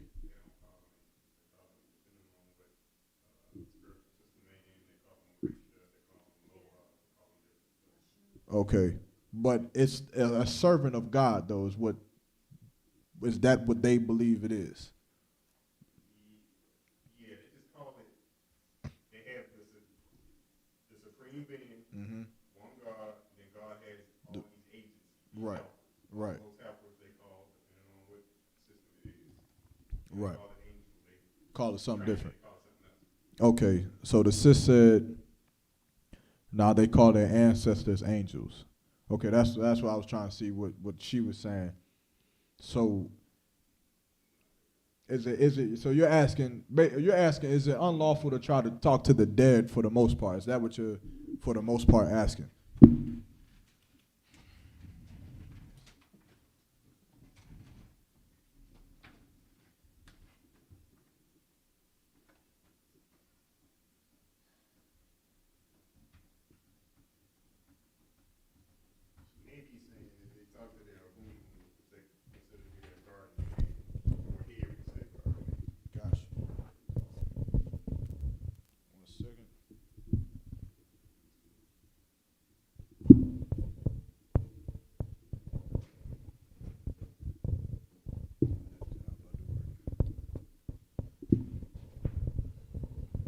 All right, so let me see. Oh, you say yes. So what you saying that if they talking to the dead, like a family member dies, they become your guardian angel? Give me let me think of Psalms 149. Baba Kushah. My fault, I got hella question. No sweat, sis. We got you.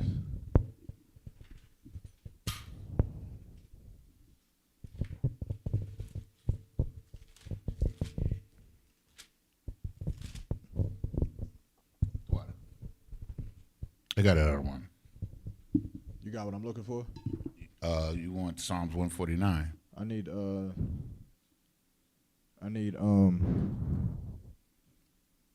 their face is black, they are turned to the dust. Mahaya, you know what I'm talking about? Their face is renewed upon the face. They are renewed upon the face of the earth. I think it's in Psalms 149, somewhere around there. While y'all looking for that, no sweat, you got your question. Let me get your question one more time. Is it unlawful to communicate with the angels?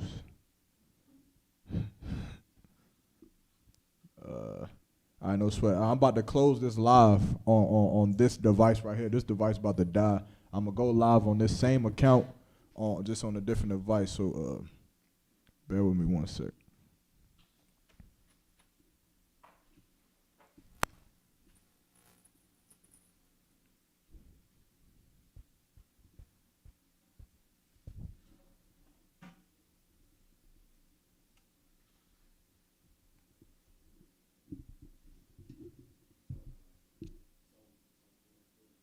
$104 and $30.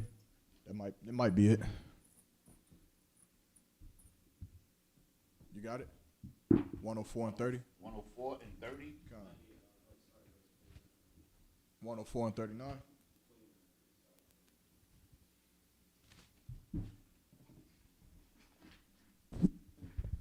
I got it. All right, no sweat. All right, let me get there with you. Let me make sure that's what I'm looking for. You said Psalm. What was the chapter again? 104, verse 29.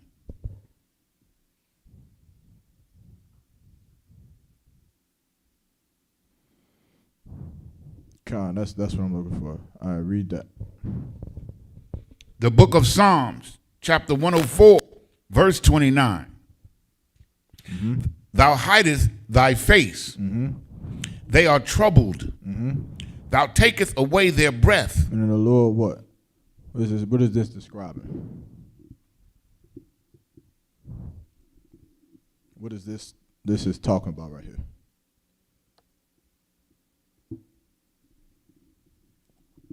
Read it one more time. Thou hidest thy face. They are troubled. Thou takest away their breath. They Good. die and return to the dust. You gave it to him. What was this talking about? A death. They was talking about you dying, right?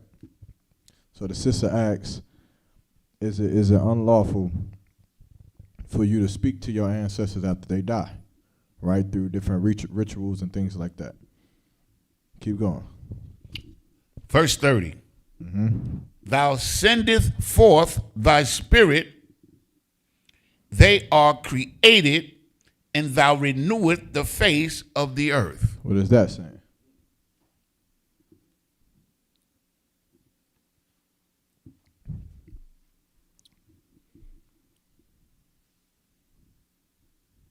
What's that talking about? Who could break that down? Sis, you want to take a shot? Yeah, let's hear it. Let's hear it. I mean, I don't know if he mentioned it earlier, or you mentioned it earlier that when you die, you buried, and then your soul is sent back to another body, to another face, basically. Like, All right, meaning what is the right? The typical term would be reincarnation. So, if this is describing what happens when you die, then where is the ancestor that you're talking to?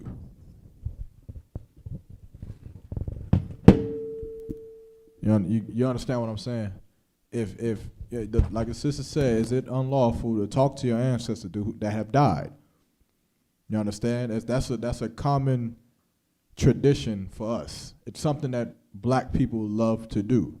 We love it. Not that it's a joyful thing, but it gives black people a sense of comfort to go back to the grave, to go back. I used to do it all the time. I used to go to my brother's grave all the time. You understand? Until I realized he's not there. He's not. You understand? Your brother, whoever, family member, best friend who has passed away, they have passed away. You understand? You get to a time to grieve, and then you move on. But they have returned to their dust. They've returned. They're decomposed. A lot of those bodies that is in the graveyards, if you lifted up the caskets and opened them up, it's nothing there. Nothing. It's decomposing. Slowly, over time, it's just going to start eating away. Their soul is gone. Got another question? Oh, Khan, Salaki.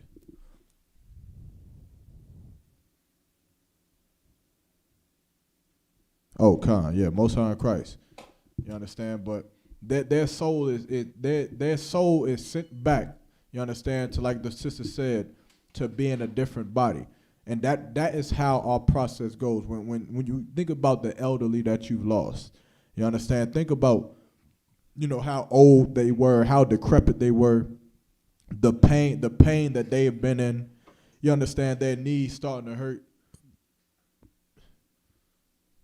Is there something wrong? Oh, this brother, man, with a bug, man. Y'all, can somebody deal with this problem right here? This catastrophic problem, man, a little centipede. But that body that you're using from the Most High, it gets old. You understand? And it starts to become decrepit. And you be in pain so much, man, that when you die, the Lord is just giving you a different body to work in. How do you know? You understand? How do you know that? I'm trying not to give it to you by saying it, but how do you know that the Lord preserves your soul and gives you a different body when you die? Meaning what? Meaning your spirit never changes. If you was an Israelite in the past, in your past life, then when you come back, you'll still be an Israelite. You understand? In this life, your spirit never changes. How do you know that your spirit is what is preserved when your body is gone? How do you know?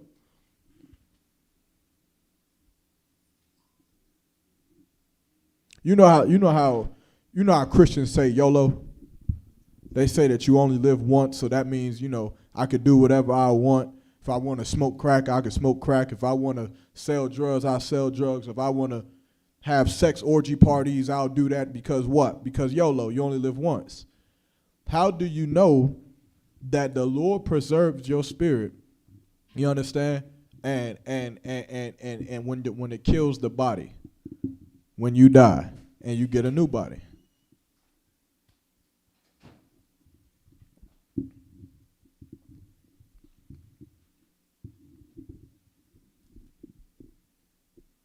Man, y'all not about to be using young man Don to be goddamn. Good night. Exterminator, good night. Most High in Christ. But how do you know? Think about the body that you have now. Sis? Mm-mm. Maybe I'm saying it in the wrong way. What? Okay. Think about YOLO. For one, what we just read, do you only live once? From what we just read, do you only live once? La-ah. You don't. The body that you have now does not even belong to you. It doesn't. How do you know?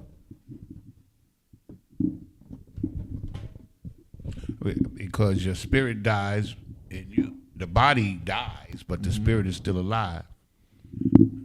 Think about more. So how do you know that this doesn't belong? Okay, think about it like a car. Think about your body as a car. Let's say I got my car and I let you lend my car. My car doesn't belong to you. How do you know? Sis? Because you loaned it to me. I loaned it to you, but it's not yours. How do you know? Because it's yours. You loaned me your car. I could give you a car and it be yours, right? I could give you a car and it not be yours. I'm loaning it to you. It's still mine. What does that mean? How do you know that it's not yours, young man? You closest, but kind of off, but you closer. How do you know that it's not yours? Get the microphone to the back. You don't take it with you. You gotta you give it up.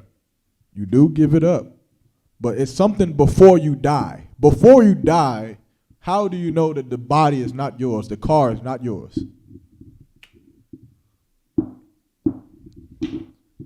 I'm getting deep on y'all, son.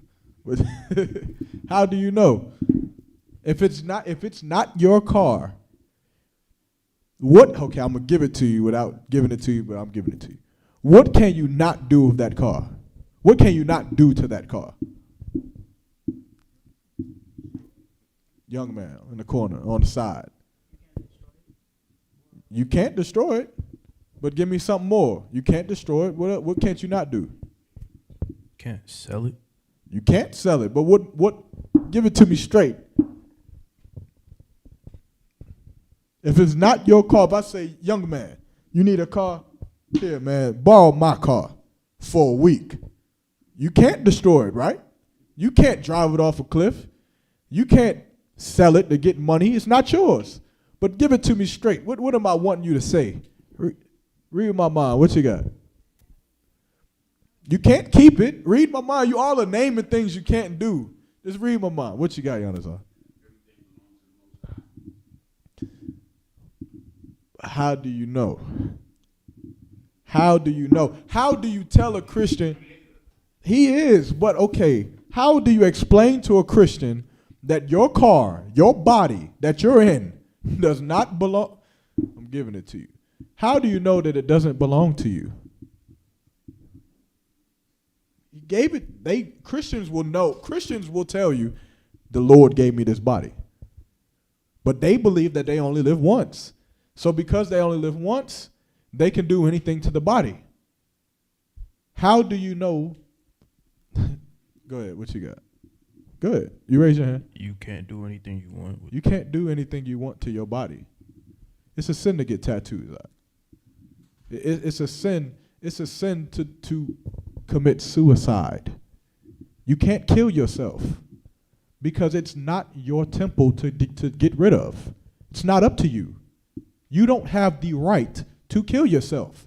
Can you imagine? Your whole life you thought that your body was yours.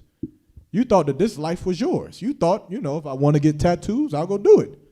You thought if I want to eat pork, shrimp, crab, and lobster, I'll eat it. You thought if I want to pierce my whole face with 10,000 piercings, I'll go do it. If I want to shave my head bald, I'll do it. You thought that you had the right to do it when you can't. You don't have the right to do it because the body that you have is not yours. You're borrowing it. You're borrowing it from the Lord. He's giving you one to borrow so that you can do what? So that you can do his will on this earth. And then when you die, it's because your car or your body got old. You turn that mug in and then you get a new one. You come right back on this earth with a new body and you start all the way over again. That's how you know. You understand? Get me Deuteronomy 18 and verse 10. Yeah, you can't have it forever. You can't take it with you. You understand? It's not yours to begin with. But for your grandmama, for your granddaddy, for your best friend, you understand, that's laying in that grave, they are not there. They are somewhere else. That body is not there. They are in a new vehicle. You understand? They are good. They are running around with younger legs than what you got.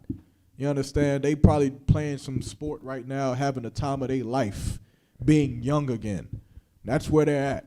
So you're not talking to them trying to, you understand, talk to ghosts and stuff. They're not there. Read what you got.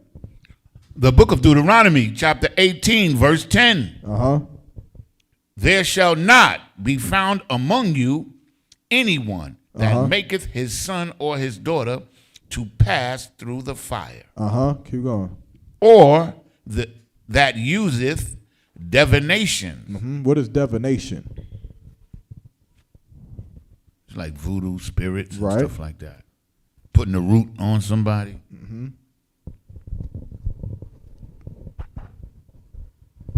It's like different modalities that you use to talk to spirits or other energies, Right. like Ouija boards, other oracles. Right. Divination is basically like the practice of seeking knowledge, right? Or like the future, or fortune telling, or, you understand, by unknown or supernatural means. That's what divination is, right? Keep going. Or an observer of times. Check that mic.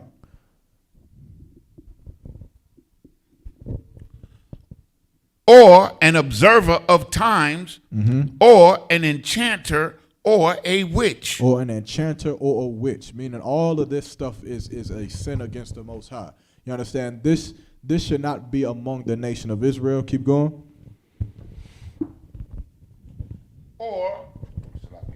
Or a charmer, or a consulter with familiar spirits. Or what?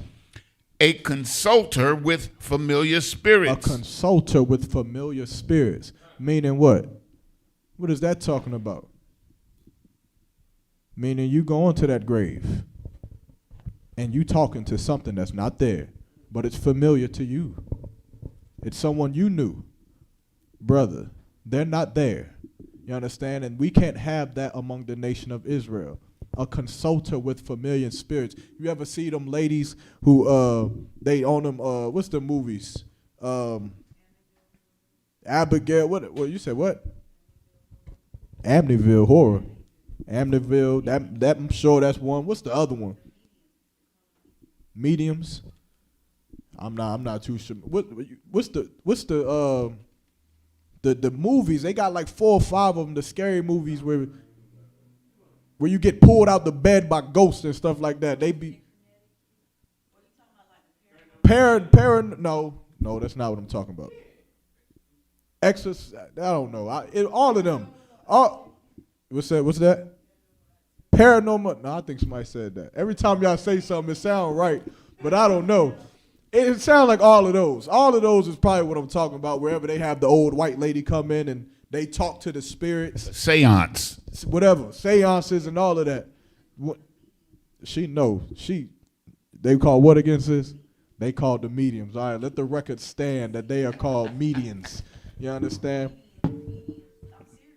All right, Most High in Christ. They call mediums. You understand? But when they come in and they sit at the table and they roll the dice and, you understand, and then they start playing with the Ouija boards and talking to spirits and things like that, that is unlawful according to the Most High, man. You understand? That's not what we're supposed to be doing. Keep going. Verse, or a wizard or a necromancer. What is a necromancer? Pass mic to the back. Necromancy is dealing with the dead, so those who speak to dead spirits. Right. And you understand? He's completely right. Hold on 1 second.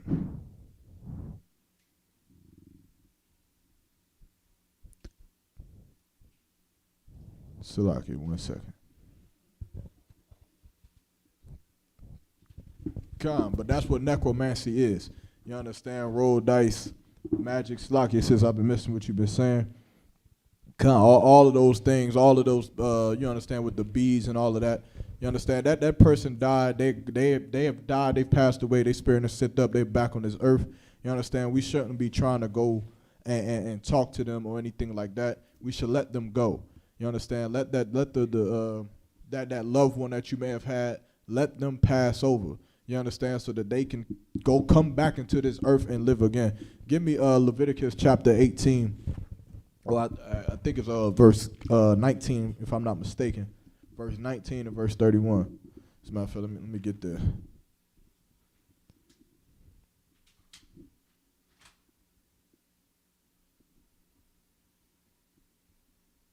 Go to verse 19. Leviticus Con. 18 and 19? Leviticus 19 and 31.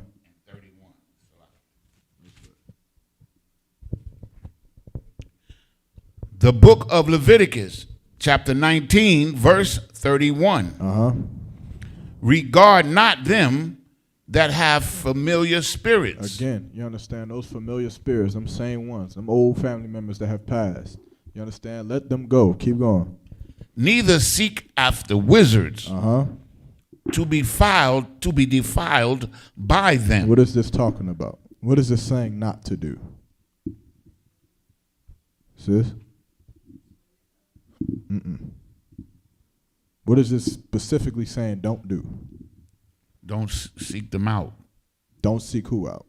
The wizards, the necromancers, Right. all of these type Meaning of folks. don't try to go talk to your great-grandmother who's passed.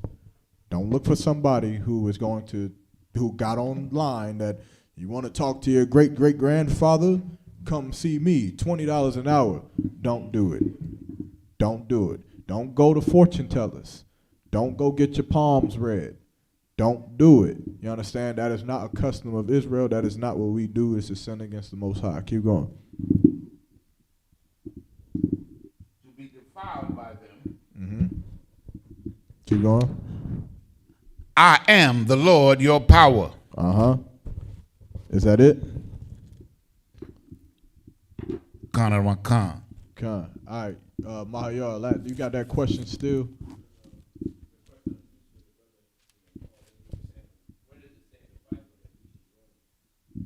All right. Do you got that other question as well? Well, I guess the sister asked.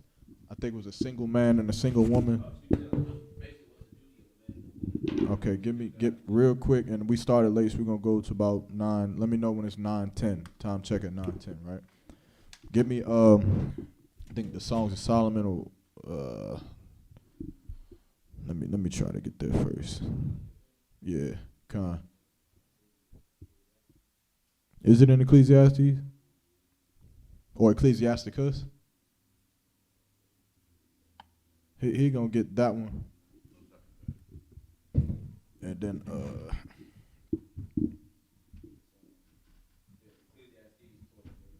All right, Ecclesiastes 12 and 13. This is, the sister asked a question, what is the duty of a single woman and a single man according to the will of God, according to what the Most High? Go ahead and read it whenever you get it.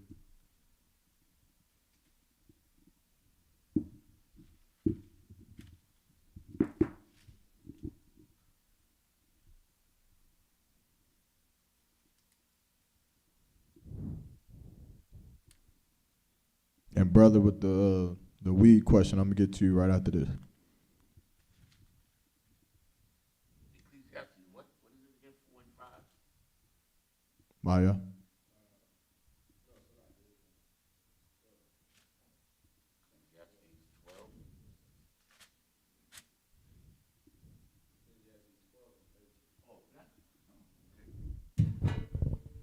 The book of Ecclesiastes, chapter 12, verse 13.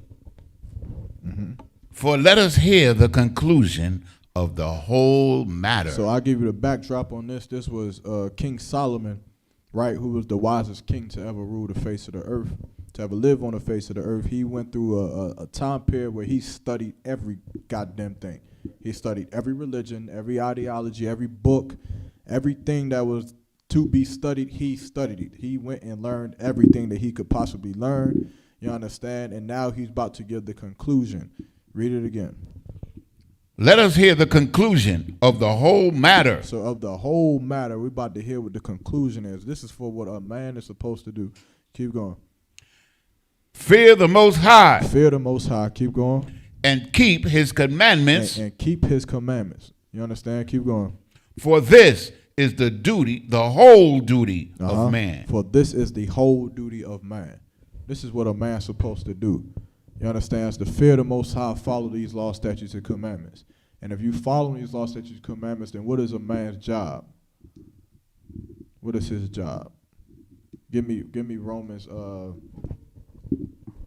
Give me Romans. Go to the book of Rome, and then get me Paul. Hold on.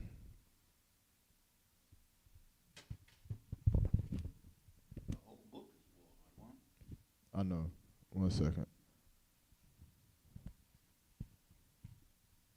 I know, brother. I know the whole book is Paul, brother. Paul is that nigga, man. Give me Romans 9 and 3. I mean, Kanye, give me Romans 9 and 3.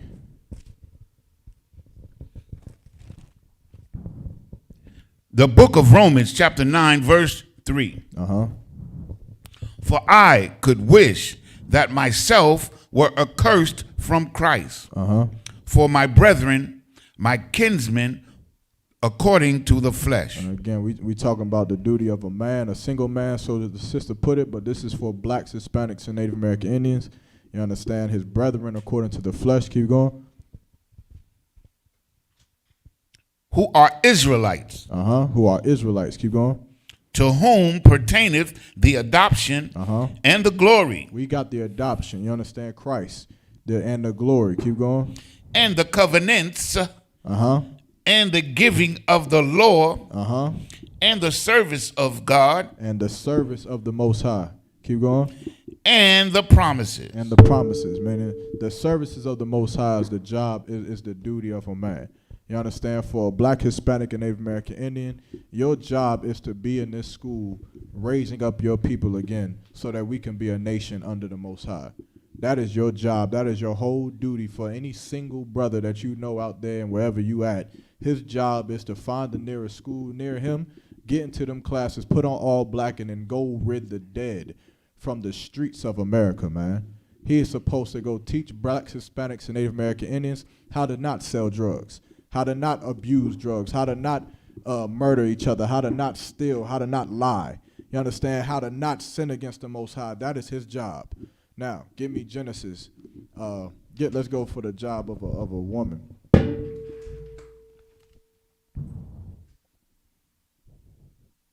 Give me I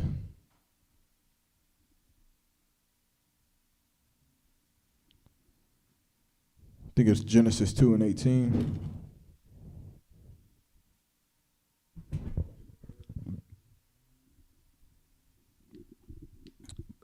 The book of Genesis, chapter 2, verse 18. And the Lord, Most High Power, said, it is not good that man should be alone. It is not good that man should be alone. To do what? To do the work. To do the work of the Most High. It's not good for him to be alone and doing that work. Keep going. I will help him. Salakia. I will make him and help meet for him. He will make him a help meet for him. What does that mean? What is the job of a woman? You said what? La. To help the man. To help that man do that work. You understand? If you are a single sister, then you still help the brothers in the school do that work. You understand? You cook for the feast. You learn how to sew garments together. You learn how to do different crafts and different things to support the brothers that's going to go and make sure that you're not getting robbed by your own people at nighttime going to your car. To make sure that you help the brothers who was going to teach the brothers and sisters in your community how to not sell drugs on your front porch, how to not have gang shootouts in your neighborhoods. You go and make sure that those brothers have exactly what they need so that they can get the job done. You understand? And then when you get a husband, if you ever get a husband, then you make sure that he has exactly what he needs to do the job that he's supposed to do. And then you still help the school at the same time. You understand? That's the job of a woman. That is the job of a man, just very vaguely. And then get me one last, what was that last question again? Baba Kushai was about weed, right? All right. For one, it's not going to say it's unlawful to smoke weed anywhere in the Bible. It doesn't say that. It is not a sin to smoke weed. It is a sin to smoke. You understand? That is a big misconception. A lot of people love to focus on weed because you're a drug addict. That's why. You understand? That's your answer right there. It's a sin to be a drug addict. I'm sure you can agree with that. The only reason why you think it says it's a sin to smoke weed is because you're a drug addict, and weed does not leave your brain. You think, oh, it's a sin to smoke. What you mean it's a sin to smoke weed? I never said weed, brother. Never. I never said that. But it is a sin to smoke anything. A sin to smoke cigarettes. Give me in his mouth. You know which one I want. In his lips, kind of Proverbs. It is a sin to smoke anything. You understand? Smoking a cigarette, smoking a hookah pen, smoking at a hookah bar, smoking a vape pen, weed, crack, heroin, whatever the hell you smoking.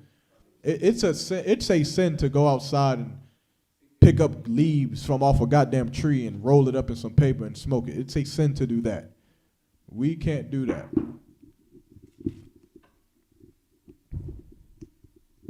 You got it? Go ahead, read what you got. The book of Proverbs, chapter 16, verse 27. In fact, before we get that, get me where all the natural herbs, what give me Genesis where they would use to say that is, because I know that that's coming next. So let me go ahead and get ahead of the game on that one first before you try to bring that out. Hold what you got. Give me Genesis 1:29, Baba Kushai, real quick. The book of Genesis, chapter 1, verse 29. And the Most High said, behold, I have given you every herb bearing seed, which is upon the face of the earth, and every tree in which is the fruit of a tree yielding seed. Right. So the Lord gave us all the herbs and the tree, which of course the herbs means the weed. That's exactly what that means. And even though they call weed tree, the tree, I don't know what that means, the fruit, I guess. You understand? That's nonsense. You understand? The Lord did give us every herb and every tree, all the fruit for us to do what? Read it one more time. And the Most High said, behold, I have given you every herb bearing seed, which is upon the face of all the earth. And every tree in the which is the fruit of a tree yielding seed, to you it shall be for meat. It shall be for what? For meat. For meat. Do you take pork chops and roll it up and smoke it? Do you be like, yo, let me get a McDouble. They give you the McDouble. You take the whole paper out and just like re-roll that and smoke the McDouble. Do you chop down chicken nuggets to a crisp and snort it? What are you doing? You understand? It was made to be indigested, man. It is not made for you to be smoking it. You understand? Like I just said, you can go outside and pick up some grass and roll it up in some paper and try to smoke it. That is the sin, man. The Lord created the grass, though, right? The grass has what it's good for. It's for the cow to eat. It's for the dogs to eat. It's for horses to eat. It was not put there for you and your simple behind to go and pick it up. And imagine how you would look at somebody if they went outside and said, oh, y'all see this grass growing over here? Well, this grass is kind of yellow. This grass don't look like the other grass. Y'all know, man, pass me some of that paper. And you seen somebody literally picking up the grass, cutting it down, breaking it down, and putting it to some paper, rolling it up, and about to smoke it. What would you say about him? You would say, brother, you got some problems. Well, back then, someone had to do that with weed. Someone had to do it. Someone had to try it first before they found out that it has a chemical called THC in it, which got them high. You understand? The Lord didn't put weed or the plant containing THC in this earth on this planet for you to pick it up and smoke it. He didn't do that. You understand? If that was the case, then you should be asking, why is it not unlawful to smoke crack? If you can smoke weed, thus saith the Lord, then you can snort cocaine. You can. There should be nothing stopping you from doing any kind of other drugs if you can smoke weed. You understand? These things that was put on this earth, what does it come from? The cocoa plant, the cocoa tree, whatever it comes from. It's not meant for you to take it off that plant and dice it up, cook it up however you cook it up, and to turn it into a drug. You understand? That is the work of witches, man. That's the work of witchcraft. Go back to the book of Proverbs. The book of Proverbs, chapter 16, verse 27.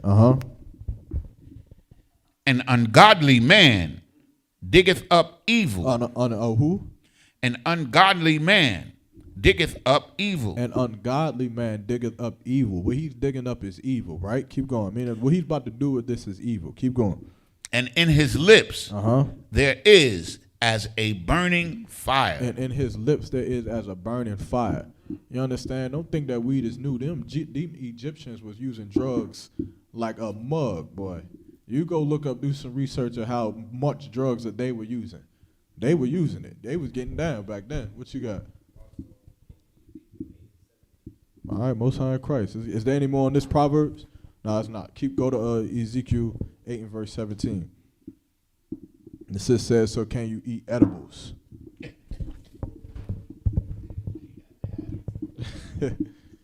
Gotta have it.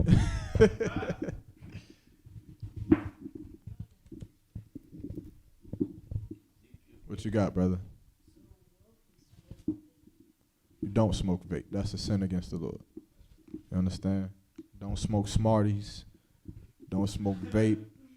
Don't get paper, roll it up, and act like you smoking. The Lord is watching you doing that, and he's seeing that you're choosing that to be your God over him. You understand? He's saying how weak you are, that you're being forced to pick up some Smarties or some paper or a goddamn hookah pen that your friend stole from the gas station, and he's saying how weak you are that you got to smoke it. You're not weak, are you? Then you brother, what if an adult bought you some crack? What you gonna do with that? You gonna smoke it because he gave it to you? You old enough to say no, ain't you? All right then, so what you gonna do if an adult bought it for you? You tell them that it's unlawful, man. You tell them that they don't need to be buying that, especially not for you, right? You tell them that you love the Most High, you love the Lord, and you a child of God. And a child of God don't conduct himself in that way to be smoking nothing. No vape pen, no weed, no cigarettes, no Smarties, no nothing. Nothing about you is going to be defiled from doing anything that you see them do. You understand? That's what you tell them. You tell them straight like that. You tell him straight like that. And if you got to tell him, you call me, and I'll tell him straight like that. If he trying to give you anything like that, you make sure that you call somebody in the school. If you want to, you could call me, and I'll tell him straight like that if he trying to buy it for you. But you don't smoke it, regardless. You understand? That goes for everybody in here. Read what you got. I'm going to get to your question about edibles, and that's going to be the last question. The book of Ezekiel, chapter 8, verse 17. Then he said unto me, hast thou seen this, O son of man? Is it a light thing to the house of Judah that they commit the abominations which they commit here? Hold on 1 second. Let me get there with you. Read that part again. Read where you at. Then he said unto me, Salaki, where you at? The book of Ezekiel chapter 8, verse 17. All right, read it again. Then he said unto me, hast thou seen this, O son of man? Is it a light thing to the house of Judah that they commit the abominations? Is it a light thing to the house of Judah that they commit the abominations? You understand that we just go and just smoke weed? It's become a light thing. It's become something that we don't even think is wrong. Right. We don't even realize that when you're high, you're not even in control anymore. You not even feeling yourself. You out of this world, and you lie. Lie and say you're not. Lie and tell me you're not looking for the weed that has the strongest strain to take you out of your body the most. Lie and say you're not. It's an abomination unto the Most High, man. Keep going. Which they commit here, for they have filled the land with violence, and have returned to provoke me to anger, Salakia, and lo, they put the branch to their nose. They put the branch to their nose. What do you do when you about to smoke? Method Man got the whole method now. What you do? It's like it's a ritual to smoke weed, man. It's a ritual. How do you know? What do? You go to the store, you go to the Arab store, and you got to have your favorite blunt. You've got to have it. Hey, what you smoke? Swisher Sweets? I don't smoke no Swisher Sweets. I got to have a backwood. Nah, give me the Russian cream. You've got to have it. You got to have the flavor you want. You got to have it. And then you get the Russian cream, you open the pack. What's the first thing you do? You smell it. You smell it. You open it up, what you do next? You take out that blunt. You take out that blunt, and what do you got to do?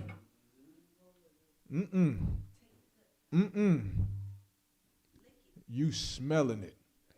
You smelling it. You smell. Every Method Man got it in his song.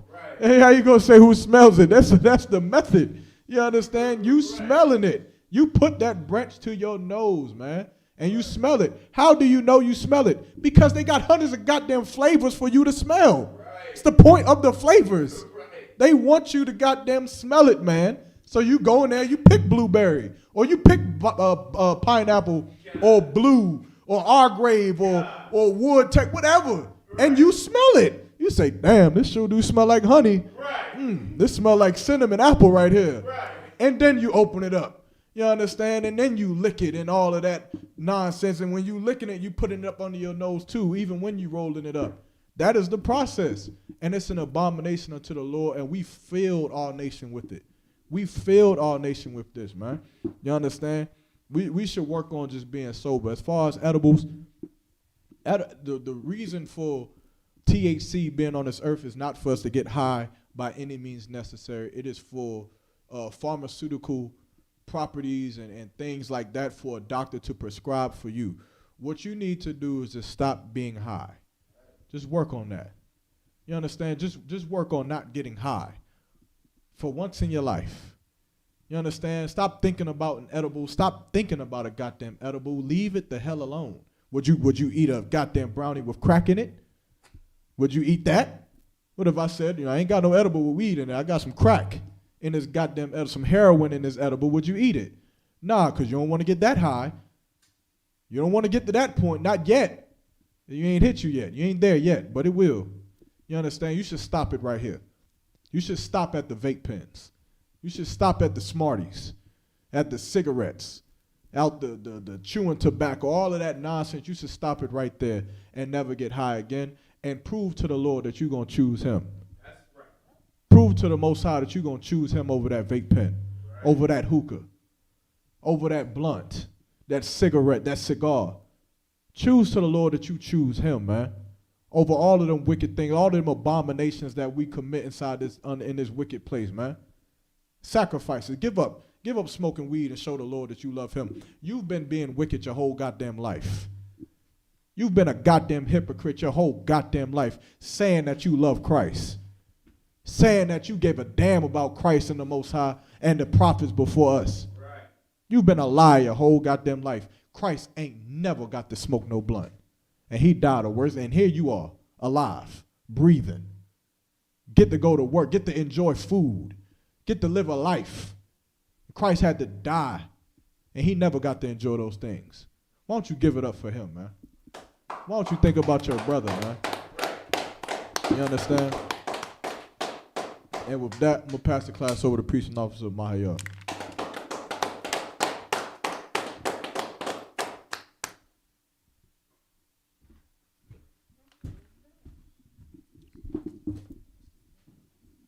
Yeah, announcements, and let's just clip it out. ISUPK security announcements. We the ISUPK start out of West 125th Street, Harlem, New York, under Commander General Yohana. New rules for brothers and sisters. When a new brother or sister comes to the school, they're off limits for 6 months. They have to be saluted only. They're here to share themselves to the world. After 6 months, if the brother or sister has an interest in a particular person, he or she must get permission from their head to speak to a brother or sister. There is another 6 months in which your brother or sister will get in which the brother or sister will court each other. After that 6-month period, the brother or sister will get permission from the head to marry. Ties, which is a commandment. You can find this in Numbers 18 and 21, Malachi 3, 8 through 10, means tenth in the Hebrew, and it's pronounced ma'ashu. 10% of every of any increase the Lord gives you, give to the Treasury Department or teacher. Priest funds. Free will offering for priests, not mandatory. Whatsoever amount you would like to give. Upcoming holy convocations. Salaki, of course, is the feast of dedication of Hanukkah, right? God, Hanukkah is coming up. Falls on your December 9th. Yep. You know what I'm saying? If you wanna look that up, you can find it in the First Maccabees, chapter 4, verse 52 through 61. It is not the fake Jewish. You know what I'm saying? This got nothing to do with the so-called Jewish holiday where they go and exchange gifts. Hanukkah. Yeah, then they call it Hanukkah. You know what I'm saying? Whatever they do, you know what I'm saying? This what we, you know what I'm saying, remember in head and partake in the head pertains to the Bible. You know what I'm saying? 100%. Nothing, you know what I'm saying, pertaining to what the Jewish man does, right? Just a reminder, Akim Akwati, to check in the social media such as ISUPK.com, Facebook, Twitter, YouTube, and so on for ISUPK events and materials. You know what I'm saying? Make sure y'all subscribe to Black Watch. You understand what I'm saying? Subscribe to Crossline Radio. Subscribe to all these platforms. You know what I'm saying? The ISUPK, where we push this truth, man. Make sure it's get to the four corners of the earth. You know what I mean? If a brother wants to be a trooper in the school, to start wearing all black, which includes boots, shirts, pants, headband, and scarf. And with that, I'm Mighty.